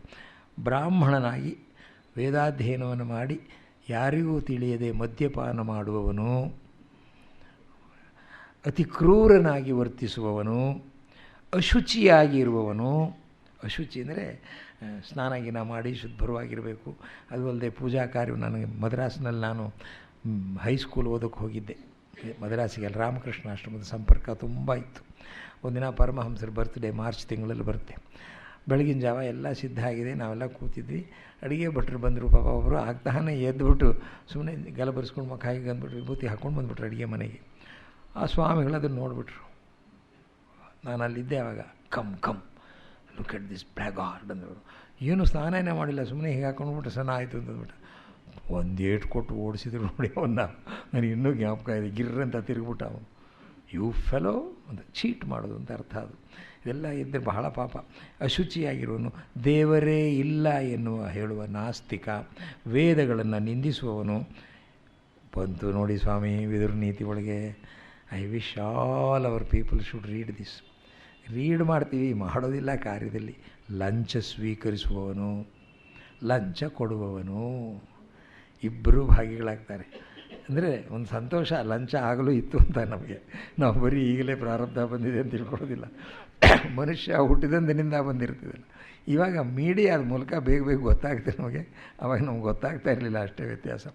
ಲಂಚ ಸ್ವೀಕರಿಸುವವನು, ಲಂಚ. ಯಾಕೆಂದರೆ ಲಂಚ ಕೊಡೋವನು ಪಾಪ ಕಾರ್ಯಕ್ಕೆ ಪ್ರಚೋದನೆ ಮಾಡ್ತಾನೆ. ಲಂಚ ಸ್ವೀಕರಿಸೋನು ಅನ್ಯಾಯದಿಂದ ಅದನ್ನು ಸಂಪಾದಿಸ್ತಾನೆ. ಅದನ್ನು ಲಂಚ ಅನ್ನೋದನ್ನು. ರಹಸ್ಯವಾಗಿ ಕುರಿಗಳನ್ನು ಕೊಲ್ಲುವವನು, ರಹಸ್ಯವಾಗಿ ಕೊಲ್ಲುವವನು. ಭಯ ಏನಕ್ಕೂ ಅಂತ ತನಗೆ ಶಕ್ತಿ ಇದ್ದರೂ ತನ್ನಲ್ಲಿ ಮರೆಹೊಕ್ಕು ಬಂದವರನ್ನು ಹಿಂಸೆಗೆ ಗುರಿ ಮಾಡುವವನು. ಇದು ಬಹಳ. ತನ್ನಲ್ಲಿ ಅಸೈಲಂ ತಗೊಂಡವನನ್ನು ಅವನಿಗೆ ಶಿಕ್ಷೆ ಮಾಡಿಬಿಡೋದು. ಧರ್ಮರಾಜ ಕೊನೆಯಲ್ಲಿ ನೋಡಬೇಕು ನೀವು, ಸ್ವರ್ಗಕ್ಕೆ ಹೋಗುವಾಗ ಒಂದು ನಾಯಿ ಬರುತ್ತೆ ಅವನ ಜೊತೆ ಒಳಗೆ. ಆ ನಾಯಿ ಓವು ಅಂತ ಬರುತ್ತಂತೆ ಕೆಳಗಿಂದ. ಬಾರಪ್ಪ ಅಂತ ಅಂದ್ಬಿಟ್ಟು ಒಂದು ಹಗ್ಗ ಕಟ್ಬಿಟ್ಟು ಕರ್ಕೊಂಡು ಹೋಗ್ತಾನೆ. ಹುರಿನ ಕಟ್ಬಿಟ್ಟು ಅದನ್ನು ಕರ್ಕೊಂಡು ಹೋಗ್ತಾನೆ. ಕೊನೆಯೊಳಗೆ ಮೇಲಕ್ಕೆ ಹೋದಾಗ ಅಲ್ಲಿ ಸ್ವರ್ಗದ ಬಾಗಿಲು ತೆಗಿತಾನೆ ದೇವೇಂದ್ರ. ಬಾರಯ್ಯ ಮಹಾತ್ಮ ನೀನು ಬಂದಿಲ್ಲ ಅಂತಾನೆ. ಸ್ವಾಗತಂತೆ ಮಹಾಬಾಹು ಅಂತ ಧರ್ಮರಾಜನನ್ನು ಸ್ವಾಗತಿಸ್ತಾನೆ. ಸರಿ ಅಂತಾನೆ ಧರ್ಮರಾಜ. ಈ ನಾಯಿ ಹೊರಡುತ್ತೆ ಹಿಂದೆನೆ. ನಾಯಿ ಬರೋಕ್ಕಾಗೋಲ್ಲಪ್ಪ, ಅಲ್ಲಿ ಡಾಗ್ಸ್ ಆರ್ ನಾಟ್ ಅಡ್ಮಿಟೆಡ್ ಅಂತಾನೆ. ಅಯ್ಯೋ ಹೀಗಂದ್ರೆ ಹೇಗೆ, ನನ್ನ ಆಶ್ರಯಿಸಿ ಬಂದಿದೆಯಲ್ಲ ಇಂದ್ರ, ನಾನೇನು ಮಾಡಲಿ ಅಂತಾನೆ. ಇಲ್ಲ ನಾಯಿನ ಇಲ್ಲೇ ಬಿಟ್ಬಿಟ್ಟು ನೀನು ಬಾ ಅಂತಾನೆ. ಬೇಡಪ್ಪ, ನನಗೆ ಸ್ವರ್ಗ ಬೇಡ, ನಾನು ಅದಕ್ಕೆ ಮಾತು ಕೊಟ್ಟಿದ್ದೀನಿ ಕಾಪಾಡ್ತೀನಿ ಅಂತ. How can I leave that? That was Dharmaraja. ಅಂಥ ಮನುಷ್ಯ ಅವನು. ಅವನಿಗೆ ದ್ರೋಹ ಮಾಡ್ತಾ ಇದ್ದಾನೆ ಇವನು. ಧೃತರಾಷ್ಟ್ರ ಹೇಳ್ತಾ ಇದ್ದಾನೆ, ಬ್ರಹ್ಮಹತ್ಯೆ ಮಾಡಿದವರಿಗೆ ಸಮಾನ ಮಹಾರಾಜ. ರಾಜನಾದವನು ವ್ಯಕ್ತಿಗಳ ವಸ್ತುಗಳ ಗುಣ ಸಾಮರ್ಥ್ಯ ಯೋಗ್ಯತೆಯನ್ನು ಪರೀಕ್ಷೆ ಮಾಡುವ ರೀತಿಯನ್ನು ತಿಳಿದಿರಬೇಕು. ಬಣ್ಣ ಯಾವಾಗ ಬಯಲಾಗುತ್ತೆ ಹೇಳಿ? ಒಬ್ಬ ಮನುಷ್ಯನ ಟ್ರೂ ಕಲರು. ತುಂಬ ಚೆನ್ನಾಗಿದೆ ಇದು. ಈ ವಿದುರ ನೀತಿ ತುಂಬ ಚೆನ್ನಾಗಿದೆ. When do one knows one's true colour. True colour, underline the word. ನಿಜವಾದ ವೇಷ ಹಾಕ್ಕೊಳ್ಳೋ ಕಲರ್ ಅಲ್ಲ ಅದು. ಮೇಕಪ್ ಅಲ್ಲ. ಮೇಕಪ್ಪು ನಮಗೆ ಪ್ರಯೋಜನ ಇಲ್ಲ. ನಾನು ಯಾವುದೋ ಒಬ್ಬರು ಸಾಹಿತಿಗಳು ಒಂದು ಪುಸ್ತಕ ಬರೆದ್ಬಿಟ್ರು. ಆ ಪುಸ್ತಕದಲ್ಲಿ ಚೆನ್ನಾಗಿರಲಿಲ್ಲ, ಅವ್ರ ಘನತೆಗೆ ತಕ್ಕಾಗಿರಲಿಲ್ಲ ಅದು ಅಂಥೇಳಿ ಅದು ದೊಡ್ಡ ರಂಪಾಗೋಯ್ತು. ಗುಂಡಪ್ಪನವ್ರ ಹತ್ರ ನಾವೆಲ್ಲ ಜರ್ನಲಿಸ್ಟ್ ಎಲ್ಲ ಹೋಗಿ ಕೇಳಿದ್ವಿ, ಏನಿದು ಅಂತ. ನಾನು ಪಾಠ ಹೇಳಿಸ್ಕೊಳಕ್ಕೆ ಬರ್ತಾಯಿದ್ದು ಒಂದು ದಿನ, ಸರ್ ಯಾಕೆ ಸರ್ ಇವ್ರು ಹೀಗೆ ಬರೆದ್ಬಿಟ್ರು, ಯಾಕೆ ಸರ್ ಹೀಗೆ ಬರೆದ್ಬಿಟ್ರು ಅಂತ ಕೇಳಿದೆ. ಅವ್ರು ಉತ್ತರ ಕೊಡ್ತಾಯಿಲ್ಲ. ಹೋಗೋ ಸುಮ್ಮನೆ ಹೋಗೋ ಅಂತಾಯಿದ್ರು. ನಾನು ಲಂಡನ್ನಿಗೆ ಹೋಗೋಕೆ ಬಂದುಬಿಟ್ರು. ಕೊನೆಯ ದಿನದವರೆಗೂ ಅವ್ರನ್ನ ಕೇಳೋಣ ಅಂತ ಇದ್ದೆ ನಾನು. ಯಾಕೆ, ಏನು ಸಮಾಚಾರ ಹಾಗೆ ಅಂತ ಹೇಳಿ. ಅವ್ರಿಗೆ ಏನು ಅನ್ನಿಸ್ತೋ ಗುಂಡಪ್ಪನವ್ರಿಗೆ ಹೇಳಿದ್ರು. ಪಾಪ ಇವನು ಬಿಡೋದಿಲ್ಲ, ನಕ್ಷತ್ರ ಕಾಯ್ದು ಹಾಗಿದ್ದಾನೆ ಅಂತ ಹತ್ತಿರ ಕರೆದ್ಬಿಟ್ಟು, ಕಬ್ಬನ್ ಪಾರ್ಕ್ನಲ್ಲಿ ಯಾವಾಗಲಾದರೂ ಹೋಗಿದೆಯೇನೋ ಅಂತಂದರು. ಹೋಗಿದ್ದೀನಿ ಸರ್ ಒಂದು ಸಲ, ನಾವು ಸುಮಿತ್ ಕರ್ನಾಟಕ ಅದೇ ದಾರಿ ಅದೆಲ್ಲ ಒಂದು ಸಾಯಂಕಾಲದ ಹೊತ್ತು ಹೋಗಿದೆಯೋ ಅಂದರು. ಹೋಗಿದ್ದೀನಿ ಸರ್ ಒಂದು ಸಲ.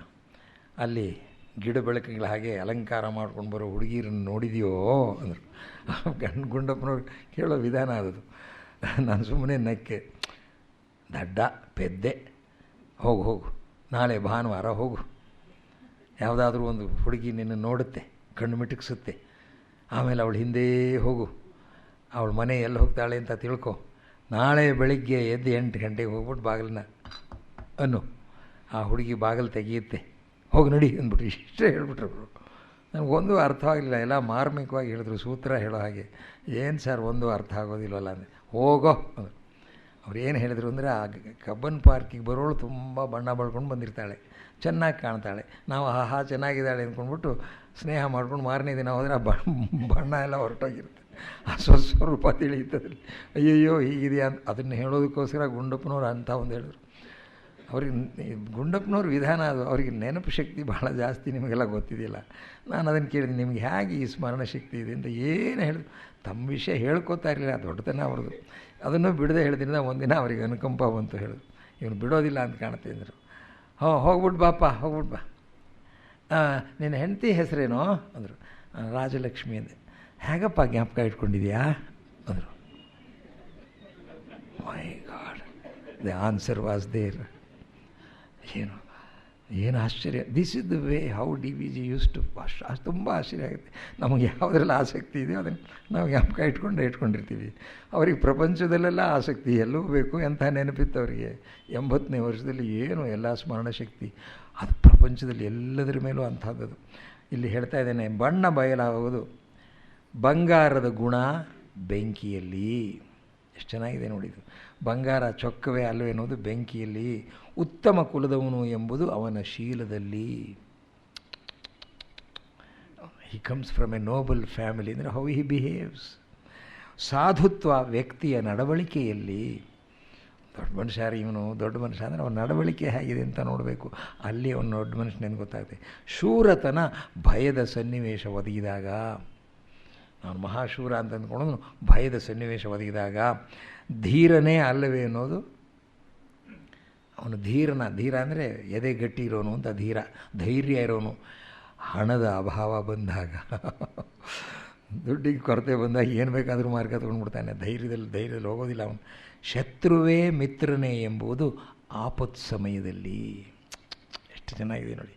ಈ ಸಂದರ್ಭಗಳಲ್ಲಿ this are all occasions when the true colour is exposed. ಬರ್ತಾನೆ ಒಬ್ಬ ತನ್ನ ಸತ್ವಗುಣವನ್ನು ಪರೀಕ್ಷಿಸಿ ತಿಳಿಯಬೇಕಾದರೆ ಇಂತಿಂಥ ಸಂದರ್ಭಗಳಲ್ಲಿ ಅವನು ಹೇಗೆ ವರ್ತಿಸುತ್ತಾನೆ ಅನ್ನೋದನ್ನು ವಿದುರ ವಿಸ್ತಾರವಾಗಿ ಹೇಳ್ತಾನೆ. ರಾಜ ಭರ್ತೃಹರಿ ಒಂದು ಶ್ಲೋಕವನ್ನು ಹೇಳ್ತಾನೆ. ಮಹಾಜ್ಞಾನಿಗಳಲ್ಲಿ ಒಬ್ಬ ಭರ್ತೃಹರಿ, ಮಹಾನ್ ಕವಿ ಅವನು. ಅವನು ಶೃಂಗಾರ ಶತಕ, ನೀತಿ ಶತಕ, ವೈರಾಗ್ಯ ಶತಕ ಅಂತ ಹೇಳಿ 100 ಶ್ಲೋಕಗಳನ್ನು ಕಾವ್ಯದಲ್ಲಿ ಬರೆದಿದ್ದಾನೆ. ಒಟ್ಟಾರೆ ಜೀವನವನ್ನು ಯೌವನ, ಮಧ್ಯವಯಸ್ಸು, ಮುಪ್ಪು ಈ 3 ಅವಸ್ಥೆಗಳಲ್ಲಿ ಸಾರ್ಥಕ ಆಗುವಾಗ ಹೇಳಿದ್ದಾನೆ. ಬಾಳುವುದು ಹೇಗೆ ಅಂತ ಹೇಳ್ತಾನೆ ಸ್ವಾಮಿಯವನು. ನಾವು ಹೇಗೆ ಬದುಕಬೇಕು ಅಂತ ಹೇಳ್ತಾನೆ. ನಾವು ಬದುಕಬೇಕು ಹೇಗೆ ನಮ್ಗೆ ಗೊತ್ತಾದ ಮೇಲೆ ಇನ್ಯಾವ ಪಾಠ ಹೋಗ್ಬೇಕು ಹೇಳಿ. ಹೌ ಟು ಲಿವ್ ಅದು ತಿಳಿದುಬಿಟ್ರೆ ಸಾಕು ನಮಗೆ.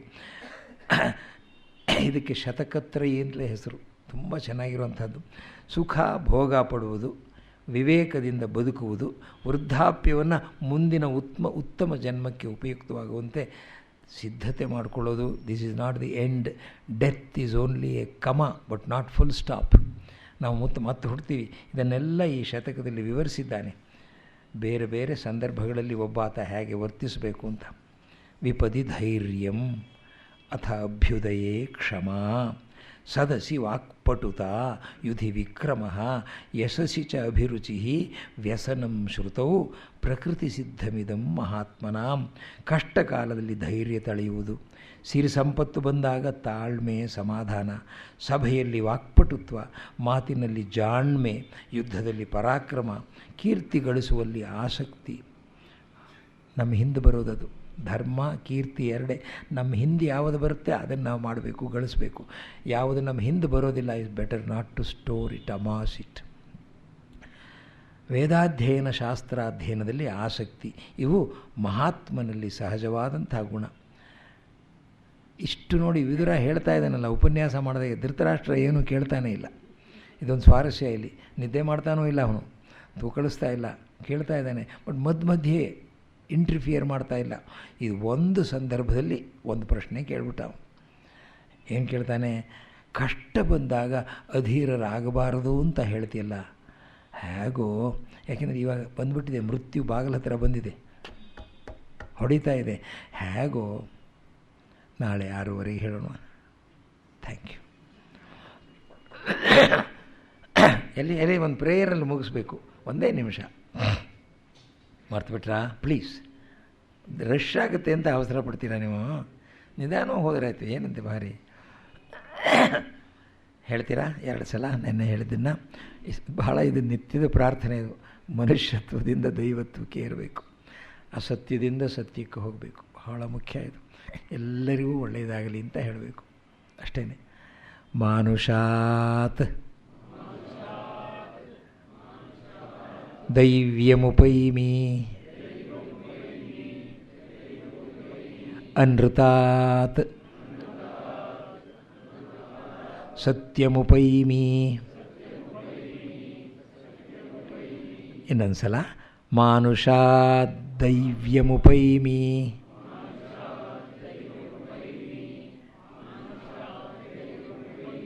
ಅನೃತಾತ್ ಸತ್ಯಮುಪೈಮಿ.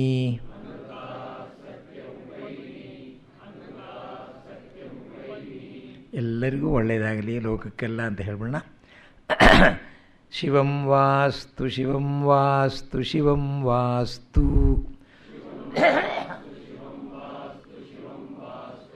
ಶಿವಂ ವಾಸ್ತು ಶಿವಂ ವಾಸ್ತು ಶಿವಂ ವಾಸ್ತು.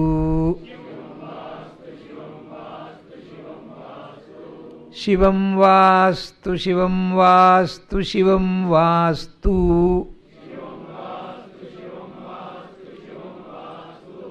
ನಮಸ್ಕಾರ. ನಾಳೆ 6:30 ಇರೋಣ. Thank you.